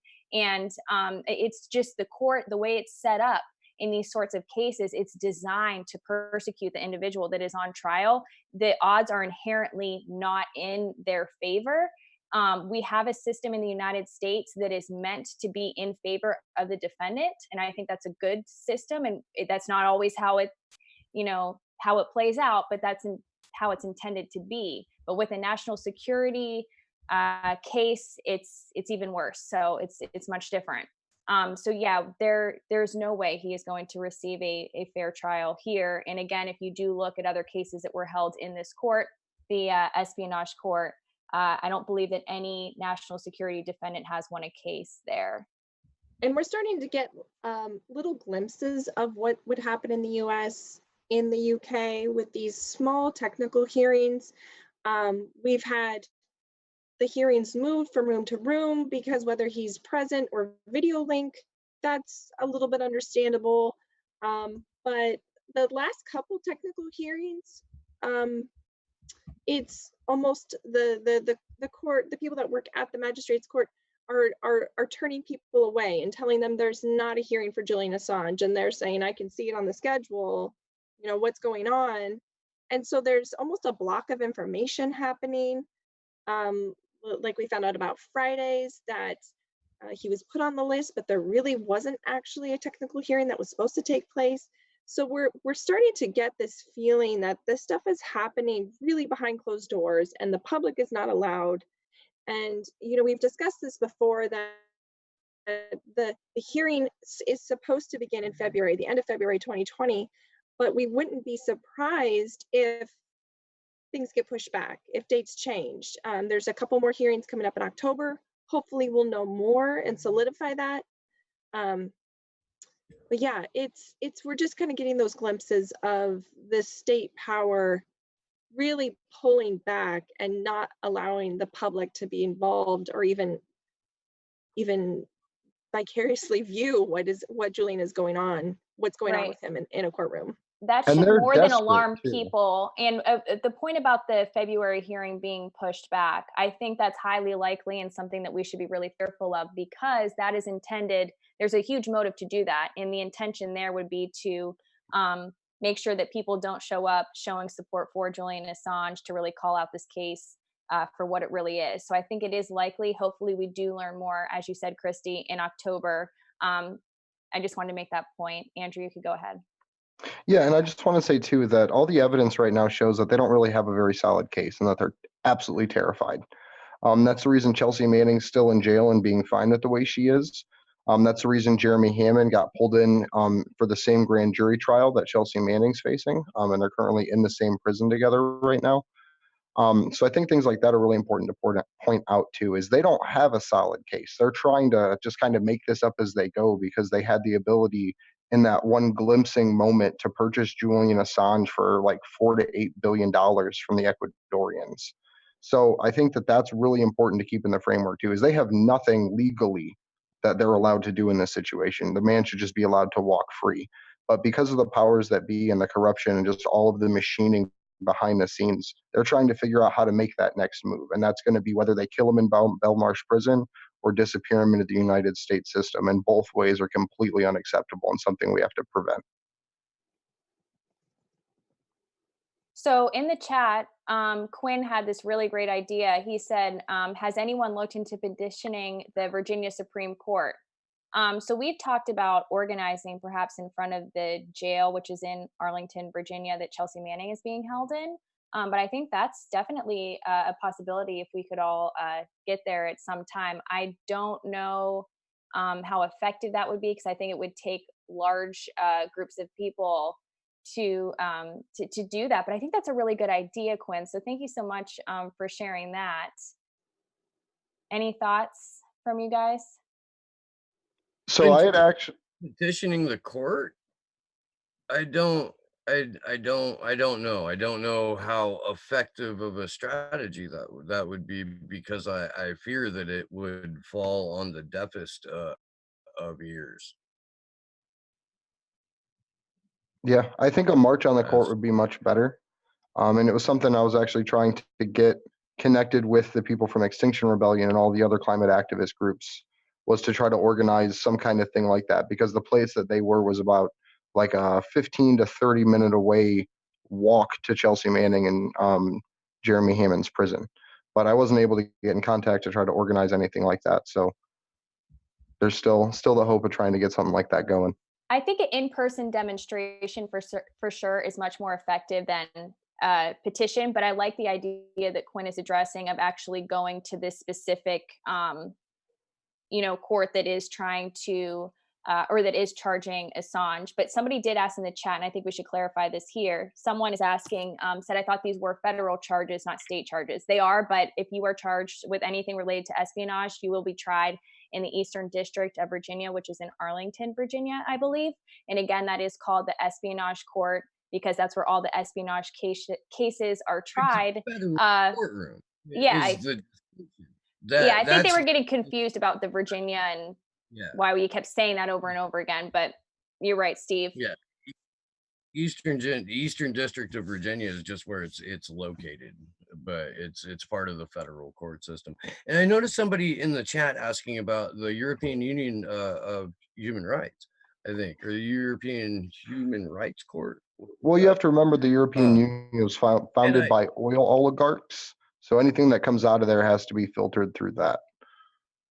Yeah, and well, not only that, but when Julian Assange said, don't let them sacrifice me at the altar of Brexit, this is exactly what he's talking about. He would not be going through any sort of European Union court. He would solely be going through a UK court. And so if for whatever reason, and I don't know why they would,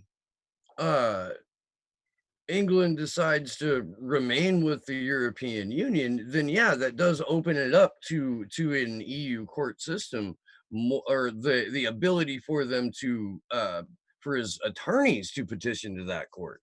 That opens that up.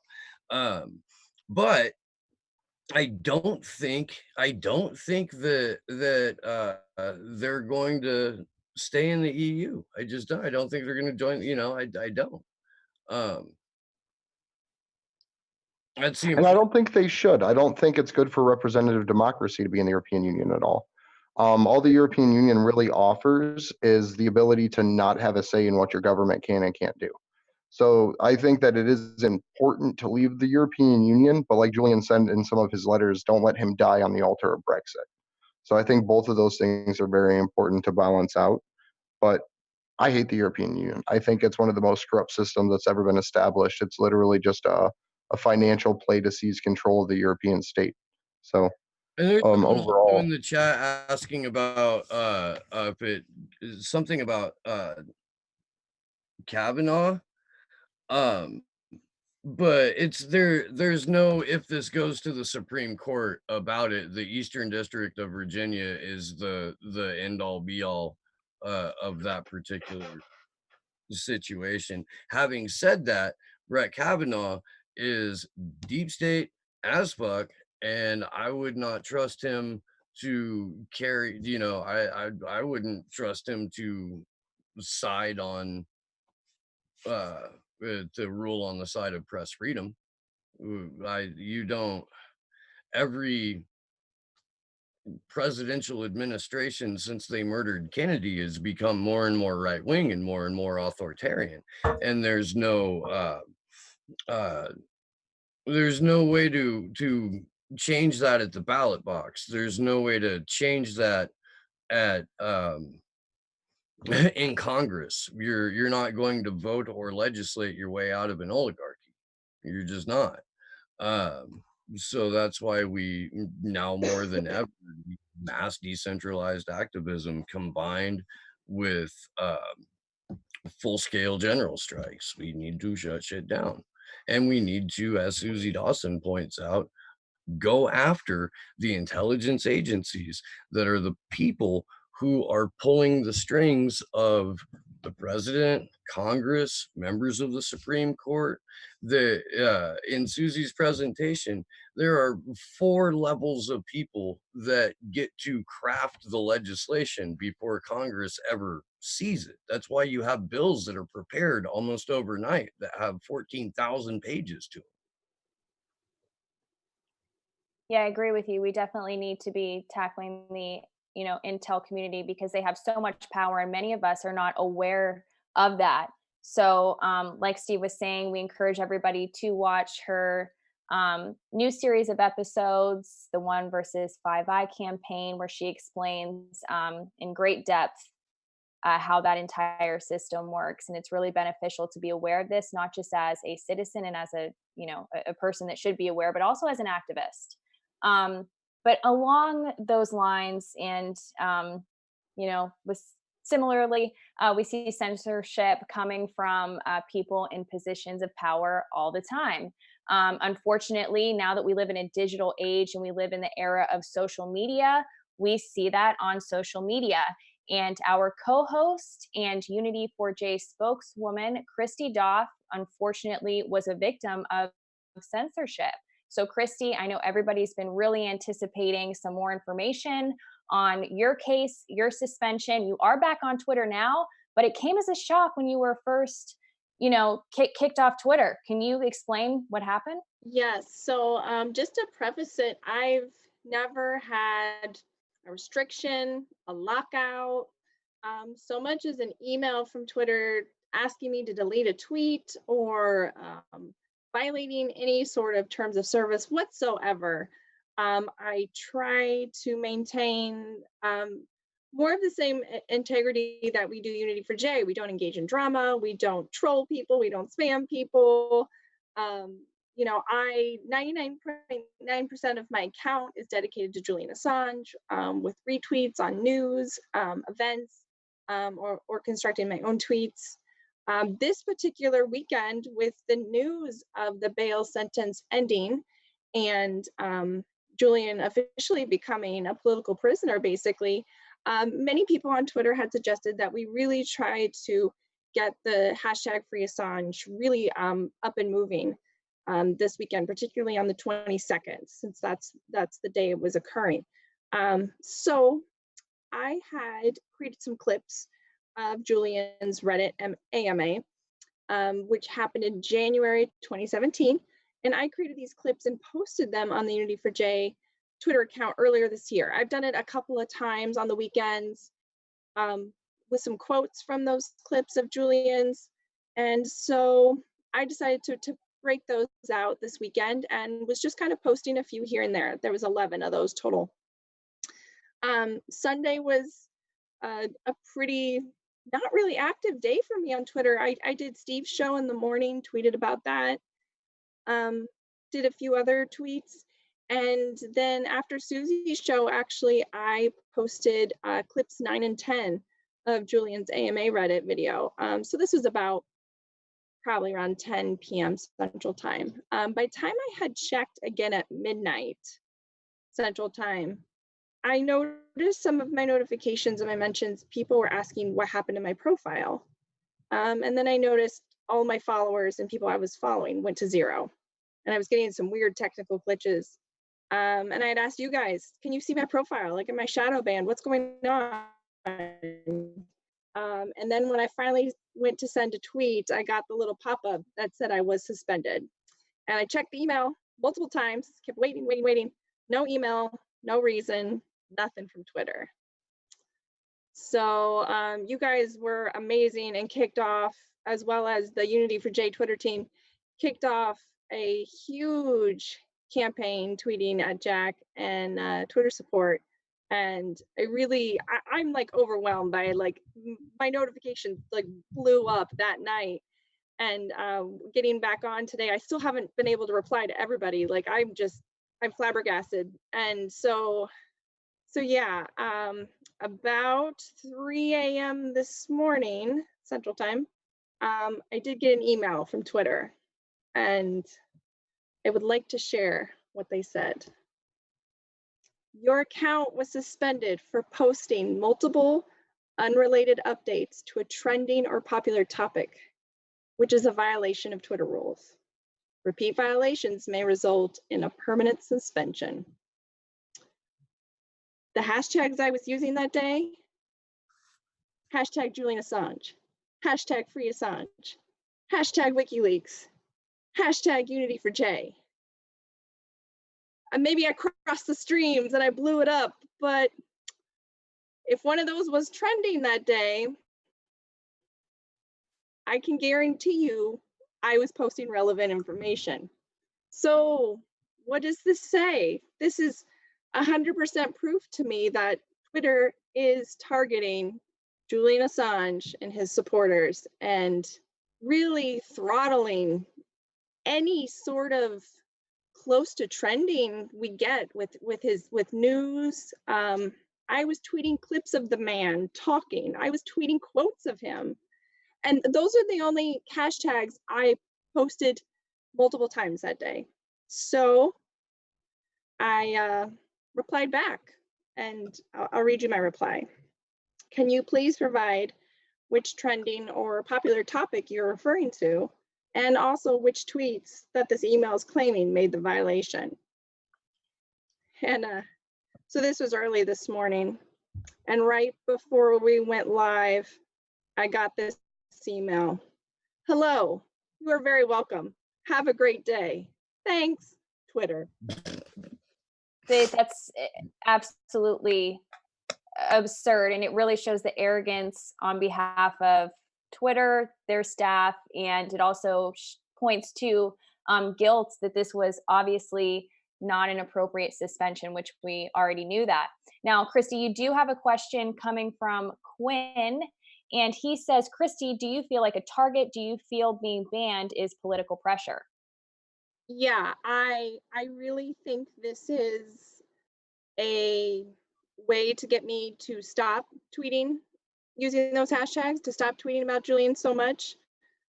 Especially, I mean, the repeat violations, any person would look back and go, well, what was I doing? Maybe I should stop doing that.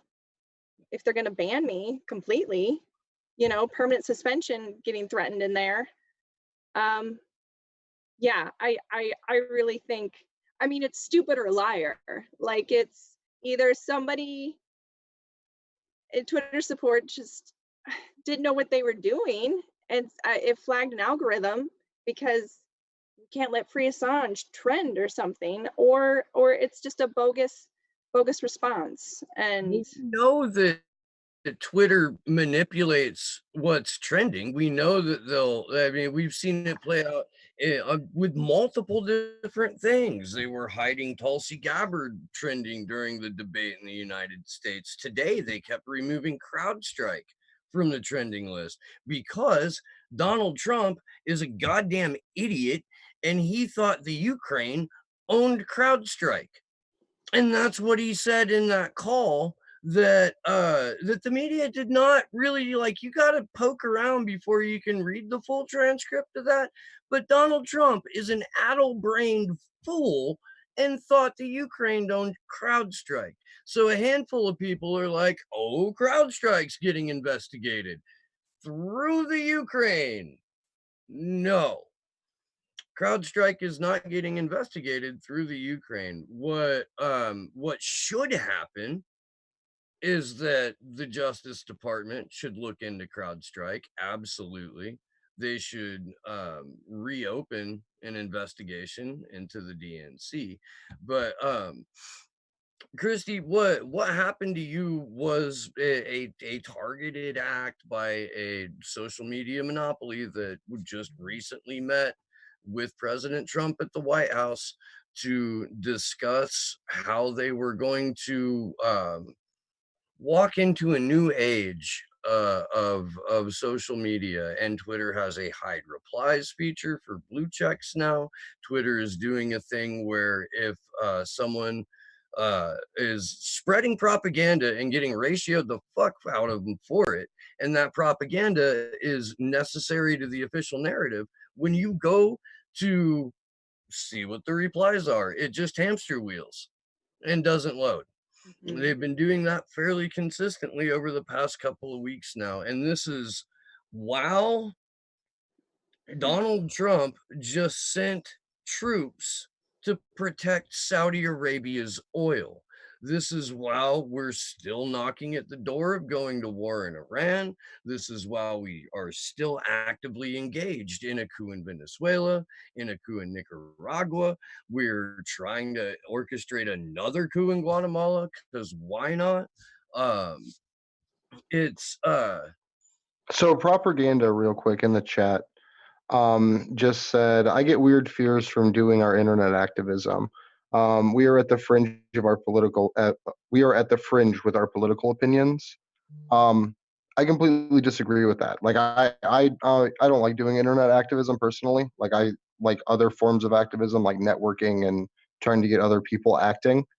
But when you actually get out and talk to people in the real world, everyone supports you. So I just want to make sure that I can communicate that message properly. When you, for most people, say, "Hey, this is the situation," they support what you're actually trying to say, and may not stand up with you, but will at some point join you. All right. I want Christy to have a chance to answer because she's getting some more questions from the viewer. So this is coming from K.E. Christian. She was a guest on our show. In the last vigil, she is asking Christy, what alternatives to Twitter are you on? Do you think a change needs to be made from that platform? Yeah, so I am on Minds. Just recently joined a couple months ago, actually, when our Unity for J went down. And I'm also on Facebook. I typically keep my Facebook for like close friends and family, but I've really started to open it up a little bit more to my activism work, just because it seems like it's a flip of a switch and you're kicked off one social media.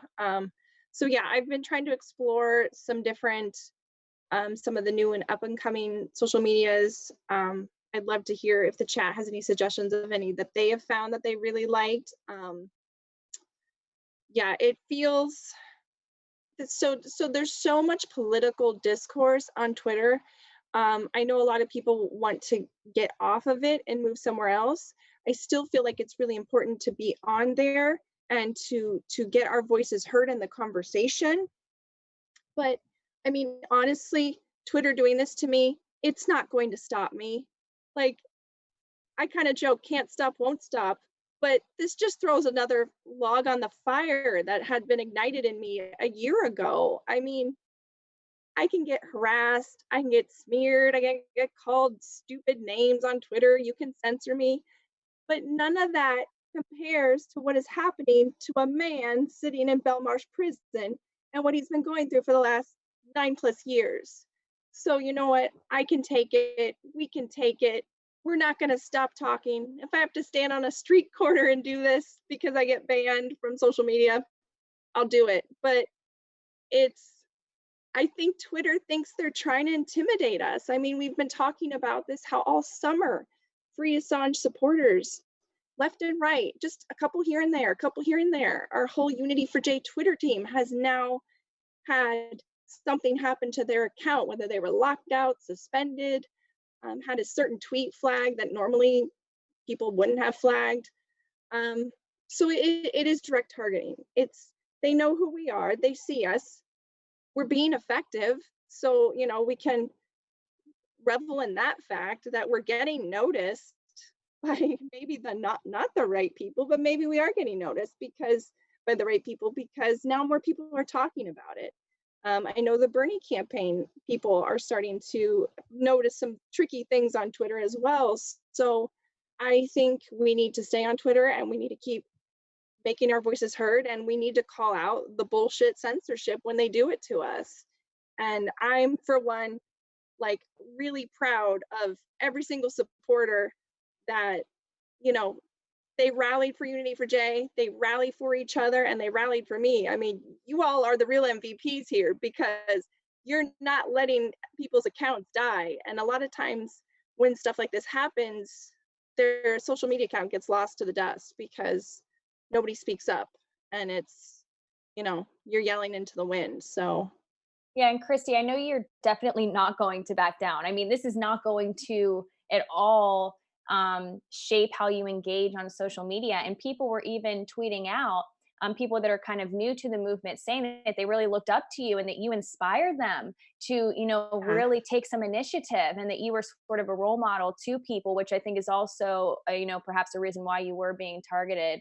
But yeah, this is not something that is by any means going to stop you. So while our methods may be effective, there's the people on Twitter, or at least Twitter support, and those who run the platform, theirs are certainly not.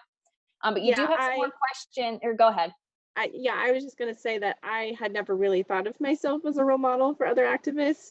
But so that was really, really cool to hear. And because I know the people I look up to and, you know, have been working hard to strive to kind of meet where they are over the last year or so. So that's really cool because, yeah, you don't know who you're inspiring, and you don't know who's watching and learning. So that was a kind of a On cool that, silver I'd lining like to about this. say hello to one SA agent is tasked with watching this vigil tonight. I hope you're learning something, and I hope that by the end of this series, we fully radicalize you. That was awesome. We should Uh, give our NSA agent I a name. We should give him a nickname. We really should. We'll have to think on that. we will. We'll take suggestions from the chat. Yeah. We will. There's a question for Charles. Is it so hard indisputably prove to a skeptical audience that the targeting of activists is coordinated and intentional? Any ideas on how to research this? No FOIA available, no Twitter leaks so far. It's COINTELPRO, Charles. That's essentially what it is, just in the social media sphere. You can find a crap ton of articles about it. It's, I don't know what, I mean, normally they're by the organizations or people themselves that are being targeted. But if you follow if you follow the pattern and you have a couple eyes and a couple of brain cells to rub together, you can see that one, there's a man being held in Belmarsh prison who was specifically targeted for the work that media that has ballooned into this shit pile of infiltration and targeting that has Edward Snowden in Moscow, has Susie Dawson also in the same state, in the same country.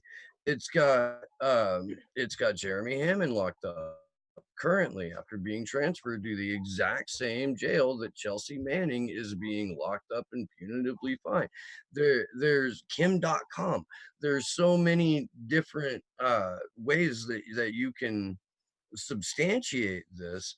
And I think that the third part of freeing Julian Assange that Susie Dawson wrote is an excellent resource to cite for any of this. It's a phenomenal first person account that has sources to corroborate it.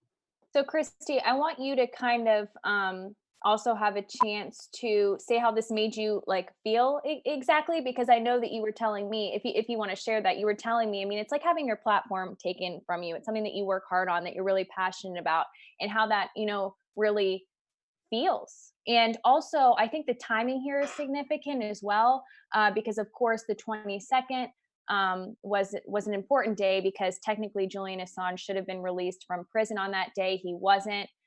So I think that there might have been some heightened alert with that as well. If you could go ahead and address both of those issues. Yeah, so when the Unity4J account was suspended, it was during a lot of heightened events. A lot of the global media conference in the UK, the White House social media conference was going on.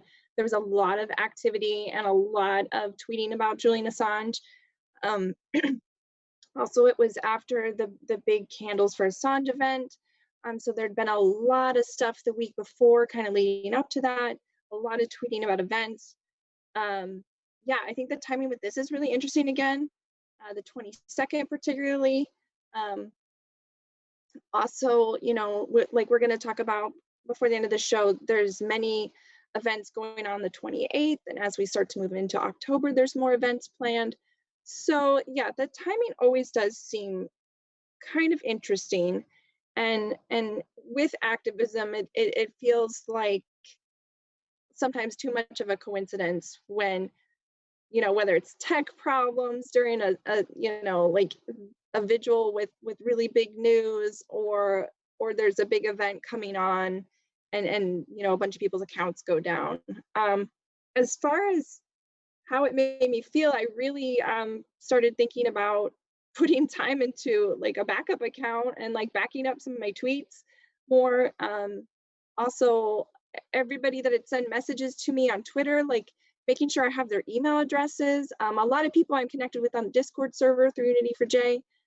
But just a lot of work had gone into creating a Twitter account that not only was I following a lot of important people that I wanted to get my news from, I wanted to stay updated on things for different whistleblowers and Julian.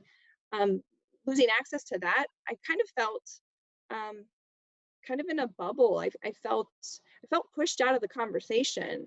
And I think a lot of people who get actually banned off of Twitter talk about that, how they're no longer, they don't have a seat at the table anymore when they want to be politically active. So yeah, I think it's as much as we want to get away from these big platforms, we still want to be able to have a voice, because that's where a lot of people are congregated at. And so I do think this is almost a form of intimidation to people to push them out of the conversation. Yeah, so we had a question in the chat here from Propaganda. Do we consider the fact that our computers are prime targets for Vault 7? Or do we also consider the fact that our computers are prime targets for Vault 7? I mean, I think Edward Snowden had a really interesting tweet last week when his book came out about, it's no longer if you're on the list, it's how high are you on the list. So yes, I mean, I think we're all susceptible to it, and probably more devices than just our computers. So go ahead, Andrew. And I was going to say, that's when we were talking with Jorge and Jeff. That's why I brought up the possibility of having to literally tear down the human infrastructure for one generation and then rebuild it in a way that we can't be tyrannically surveilled. Because Vault 7 literally showed us nothing safe. Like from the cars that we're buying to the phones that we're using, everything is infected with the virus of tyranny. So it's a hard solution as long as we want to cling to technology. So I don't know if we want to address this now, but I guess it's something that Christy and I could talk about. We definitely have, you know, addressed this before. This is from Charles. If she and I will be doing segments on facing women activists.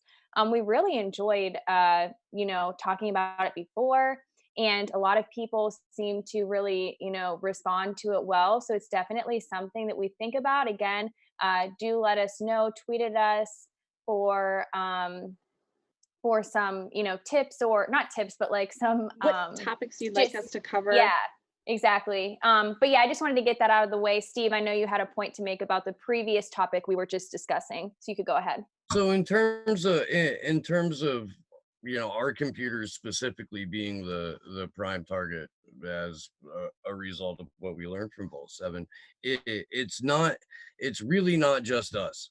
It really isn't. It's, you know, if you've watched a show that YouTube would deem subversive or demonetized, that's you too. there's a sweeping algorithm that knows your keywords. We find out from Edward Snowden that, like, no matter what, if your phone is connected to Wi-Fi, there are frequent updates that tell not only your internet service provider, but any government that may want access to that information where you are, and do not have your phone connected to Wi-Fi unless you can help it. Um, we are fortunate that on October 23rd and October 30th, we will be joined by Sean O'Brien, who ran the Yale Privacy Lab, conducted seminars and still conducts seminars for activists on how to best secure their box that's like an anti-cloud storage device, so that none of your information has to go up on the cloud and it can stay, secure and with you. So please show up for those episodes, because Sean is he's got a way of explaining this, or having one of the hosts explain to the best of their ability what they know about what any of this, about what any of the security protocols may be. Um, and he's a fascinating guy. So yeah, 23rd and 30th, Sean O'Brien. You can guarantee that that will be an informative couple of conversations. Absolutely. So I think that we did have some more questions for you, Chrissy. I'm trying to go through the chat to find them, but as I do that, are there any last any other statements that you want to make about this? Because I know that we were really waiting for this, vigil for you to really address this, because there's a greater issue at hand here. I mean, this censorship is really serious, and I mean, they could have taken your platform from you for good, and you can never, get back on there. So I want you to have the opportunity to continue to talk about that. You're becoming almost like unfortunately, almost like an expert on like being taken off Twitter, because we had you on the first vigil talking about the Unity4J suspension. Now you're experiencing it with your own account. Yeah, I sort of felt, especially after the Unity4J suspension, and then other team members were having it happen, I sort of felt like it was a little bit of getting cornered, and like it was just going to happen at any time. I think it's really interesting that Twitter doesn't even follow their own protocols when things like this happen. And someone like myself or other people I know who've never had anything just automatically get suspended, no warning, nothing. But even the fact that when you get suspended, you're supposed to get an email and a reason. So that just has seemed to gone out the window. That same thing happened with Unity4J. We did not get an email with a reason. And it doesn't seem like many people even get, like, it used to be like Twitter jail for 7 days. You knew how long your time before you get back into your account. And that seems to be a rarity too. So I think it's contributing to self-censorship. It's contributing to how we speak and who we talk about on social media, so that we are paranoid that, oh, I better not say that, I better not use that word, probably shouldn't use that hashtag, because this might be the time I fully get kicked off. And so it's And that has a ripple effect too, because other people see you get suspended, and then they see you come back, and based on how you react to that suspension, they're going to do what they feel is the smart play for them. And if that's, focusing a little bit more on the horse race, if you're a content creator, or that's declining to come on a consortium news show or a free Assange vigil, or and even regular, the people who aren't trying to, like, either make a living doing this, or are doing this because it's something that they support and they feel obligated to come and speak about it. But even the people who are supporting just via social media, they in turn will be a little bit more prone to self-censorship in that. You know, when you see everybody get taken out, you're like, Jimmy It's almost actually, like Jimmy Dore brought up self-censorship today. pardon? And Jimmy Dore today on his live stream brought up self-censorship. And he said that he's going to make sure he goes out of his way not to self-censor. And like the videos that he released, like the first video that he released essentially, and like that statement was just a very, very powerful anti-war video. So I'd recommend everybody check that out. Oh, But it's to draw, good. Are you talking yeah, about the Iran? Yes, yeah, I tweeted about this. I said this is a must watch, and of course, and I said please share widely, and of course nobody shared it widely. It is that's because so it's good. censored. It is right, yeah. It is, which is again on the topic of what we're talking about right now. But yeah, I mean, it is such a good video. It's awesome. Like I was watching it, I was like, this is one of the best pieces he's put out. And But they're all great. to make another connection here real quick, I don't know the guy's name. I'm sure I could Google it real quick and find it, but I don't even feel like it. There is a Saudi oil baron who owns more percentage of Twitter than @Jack does. That guy is someone who controls Twitter behind the scenes. So I just want to kind of build a connection between the time that Christie was banned and what actually just happened with Saudi Arabia and the false flag and everything going on over there.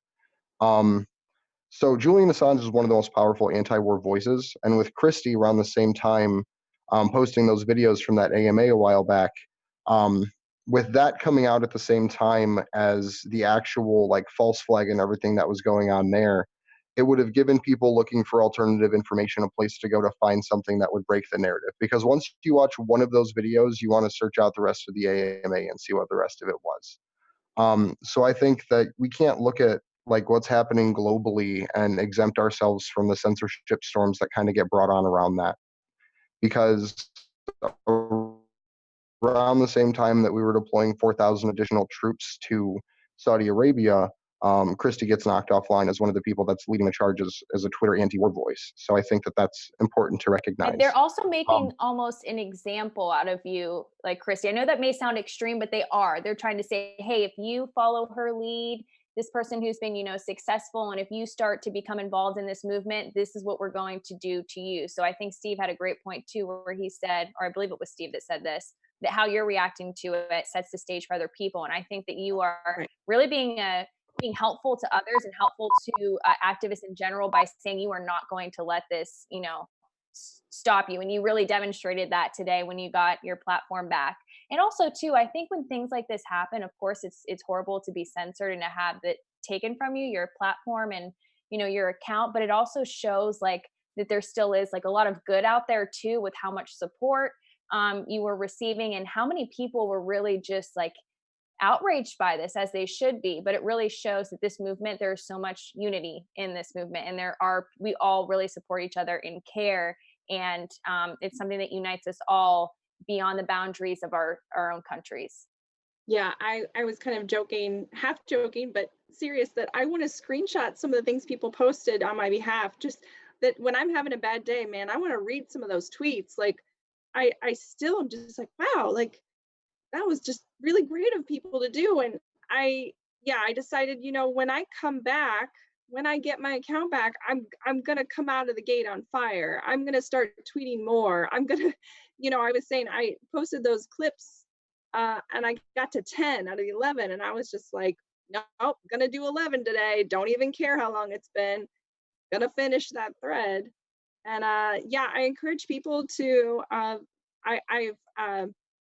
retweeted that thread, and I can pin it to my profile too. But look at these videos, because apparently people don't like them very much, even though they've been around for maybe 9 months or so since I made them. Keep using the hashtags Free Assange, Julian Assange, WikiLeaks, Unity for J.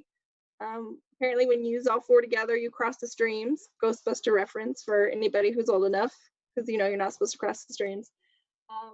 But yeah, no, I really wanted to set the example that I'm not going to be scared by this, and I don't want other people to either, and that we all are kind of looking out for each other and starting to connect on other platforms in other ways so that if somebody does go down, kind of throw up the flag and let everybody know, hey, we need to rally around this person and get their account back.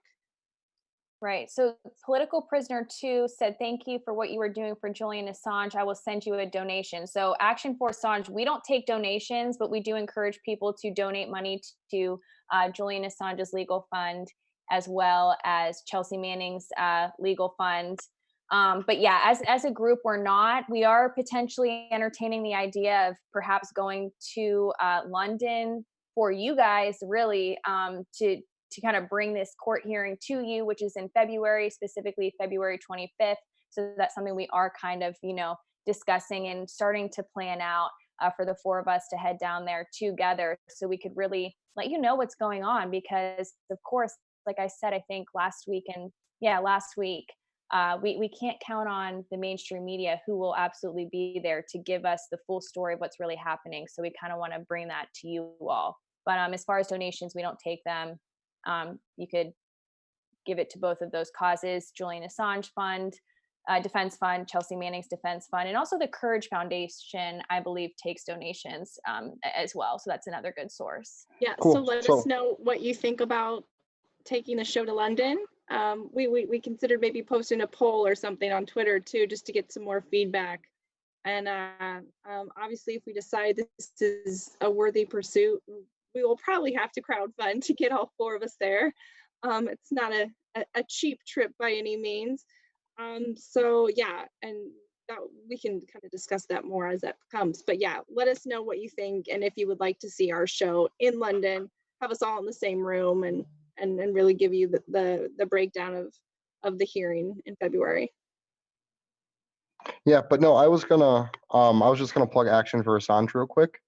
We're not like an organization or a legal entity. The way that I kind of try to describe us is a freely associating group of individuals expressing themselves through press. Literally just a restatement of what the First Amendment actually is and stands for.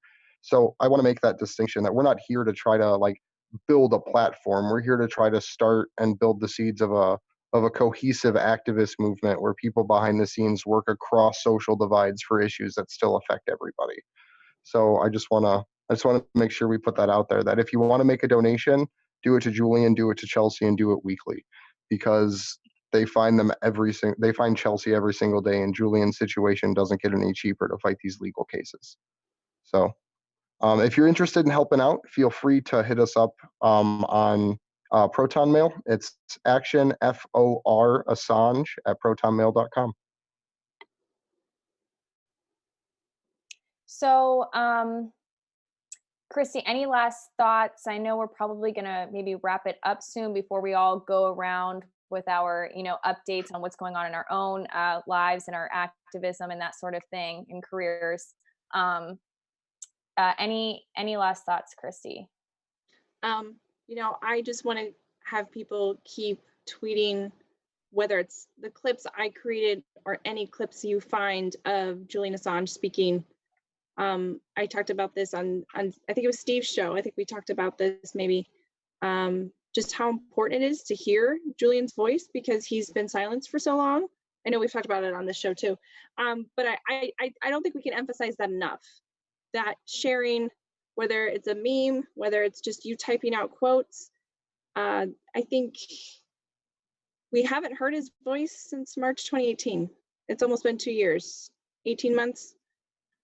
And we're probably not going to for a long time, because depending on how long this extradition hearing is going to take.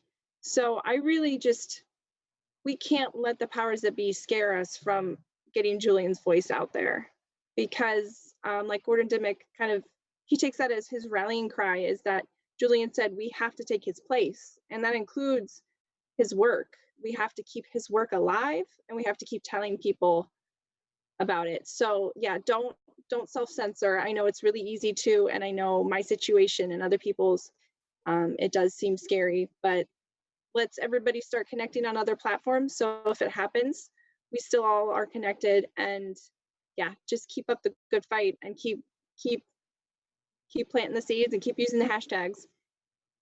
Right. And I think, again, you handled this situation so well. And not only as an activist are you somebody to look up to, but how you handled this setback. Everybody should really follow your lead, because you're not going to let this silence you. And you're just going to, continue on with what you have been doing, which has been just a really effective activist, and also a really positive and outspoken advocate for Julian Assange. So, on another note here, propaganda, our friend Quinn says Uncle Steve better be going live after this stream. Yeah, no, man, I don't know. I'm sorry, dude.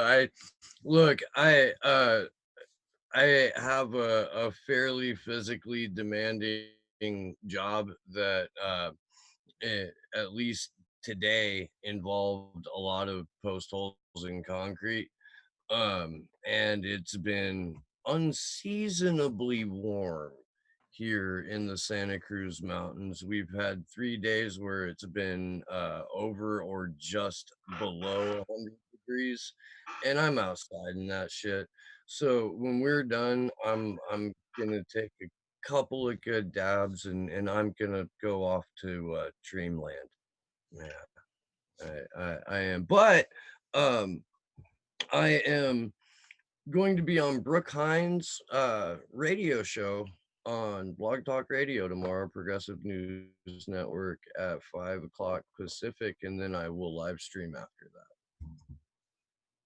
Yeah, that's very cool. I didn't know that you were going to be on Brooke Hines. She's a friend of our show. She's been on the vigils many times. She's an excellent journalist. Always has uh, great input for us. So that's great. So I guess we're about ready to maybe wrap it up. I Yep, think we I had a want to pretty do extensive. Go ahead. just one more quick thing. I just want to read through the dates and locations for the events on the 28th. Um, so we have the actual rally in Belmarsh at 2 p.m. On September 28th, and that's in London at Belmarsh Prison. The British consulate in San Francisco, and this is relative to the time zone for the times, September 28th at noon. We have Sydney, Australia, September 28th from 11 a.m. to 1 p.m. at the Sydney Town Hall. We have Denver with 2 events coming up on Saturday the 28th from 1 to 2 p.m. I'm not exactly sure where. Oh, Colorado State Capitol. And then again on Friday, October 11th. Then we have on again the 28th with what group is this? While you're First Spain figuring that City? out real quick, I'm not sure where that is. Which one is it? If you're in California, if you're anywhere around the Bay Area or will be attending this event at the British consulate, I will also be there. I'm hoping to be able to live stream from it, but I am not sure if that's 100% worked out yet. But yeah, if you're around, please, come hang out. If you drink beer, I'll buy you a beer afterwards. I don't drink beer, but I'll watch you and smoke weed. Um, so a couple more locations. September 28th, New York City from 3 to 5 p.m. in Washington Square Park. Toronto, Canada, September 28th at noon at the U.S. Consulate on University Avenue. Where's this next one? And I think this next one, yeah. Portland, PL, London. And this is October 26th. So I think that's everything for the 28th. So actually there is going to be one in Melbourne and Mexico City just announced for September 28th. And Adelaide just announced for the 29th this weekend. So yeah, we're getting lots of cities popping up this week that are joining in this weekend. We'll have to tweet out about, I know we say that, but we really need to tweet this out so this information is, readily available to people so they don't have to search for it. Yeah, you can go to Unity for Jay. Yeah. I started making posts on the Action for Assange website. I only got 2 of them up right now, but for all the different protests. Over the next day, I'm going to try to get all of the ones in the Twitter Moments thread put up there. Okay. Cool. All right, so are we ready to just go around and close out for the night? I want to, before we do that, I want to thank our guess, you know what, I think I'll be the first one to close out tonight, since I'm usually like the last one, and there's always this weird awkward silence that happens before somebody takes the initiative to close out. So I will start. I want to thank everybody for watching tonight's vigil. Of course, this is an extremely important issue, and it's a cause that we all care very, very deeply about. And we don't have a lot of time. February 25th, as far as we know it, that's when the hearing is going to be held, and we have a lot of work to do until then. But I want to thank our two guests, Jeff Black and Jorge Anthony, for joining us this evening and sharing their stories with us. We really appreciate that. And also our other guest who was on, our first guest, Easy was on. She is a German activist. We thank her, and all three are welcome back on the vigil. I will be on Real Progressives in sometime in October. I'm not sure when, but I just spoke with people involved with them, and I will be on at some point. So I'll let you guys know when that will be. I'm really looking forward to that. And you can find me on Twitter at _Taylor Hudak, and also follow ActionForAssange at action_4Assange. And again, thank you guys so much for watching. Yeah, so you can find me on Twitter at Andrew Zigman. That's pretty much all I got to wrap up with. What about you, Steve? If you're just seeing me for the first time, my name is Steve Poikinen. I host a show called Slow News Day that you can find here on the YouTubes at youtube.com/Slow News Day. Slow News Day podcast. That's right. You can find me on Twitter at Slow News Day Show. Again, I will be on Progressive News Network with Brooke Hines tomorrow at 5, and then I will live stream after that. But on my show, I do the best that I can to not use a mainstream article or video or anything like that as my source. I try as hard as possible to find independent news and interview independent journalists. You can find interviews with Elizabeth Voss and Whitney Webb on my channel, as well as John Kiriakou and Cynthia McKinney and a bunch of other kick-ass people, like everyone that is co-hosting this show with me. So yeah, you should do that. And thank you very much for hanging out with us tonight, and just much love to all of you. We really appreciate you guys being a part of this with us. It is it's vital to getting a kick in decentralized activism, which we definitely need to see more of, and that's essentially why we come together here every Wednesday. And I am Christy Duff, and you can follow me once again at Christy MKD84. I don't usually like to promo myself, but I am starting getting the Barbara Streisand effect from coming back from a suspension. I'm getting a lot of followers in, and I just want to thank everyone for tweeting. I want to thank Charles Clark for having me on his show this week to talk about the suspension and bring light to social media censorship. Yeah, I want to promo Unity for Jay. Come follow us over there on Twitter. We're always promoting events and helping out activists in any way we can to help promo, whether it's create a graphic or we've done a lot of stuff. We have a whole Discord server of volunteers who are ready to help people on the ground with their actions. Christy, Propaganda said that your stream cut out and wants you to say it again. Oh, okay, gosh. Funny. I'm sorry, I didn't mean that like in an authoritarian way. No, so no, Propaganda, I was just telling people where they can find me. They can find me at Christy MKD84. And I was making the joke that I don't like promoting myself, but I am getting the Barbara Streisand effect from my suspension, getting lots of people to come follow me. So come follow me, why not? But also go follow Unity for Jay if you haven't followed Unity for Jay, to help promo events, see the local events, see what's going on, see news and different campaigns for Julian. And yeah, shout out to everybody who tweeted for me. Thank you so much. You guys really rallied a little over 48 hours. That's I think a record to get a suspended account back. So you guys rock.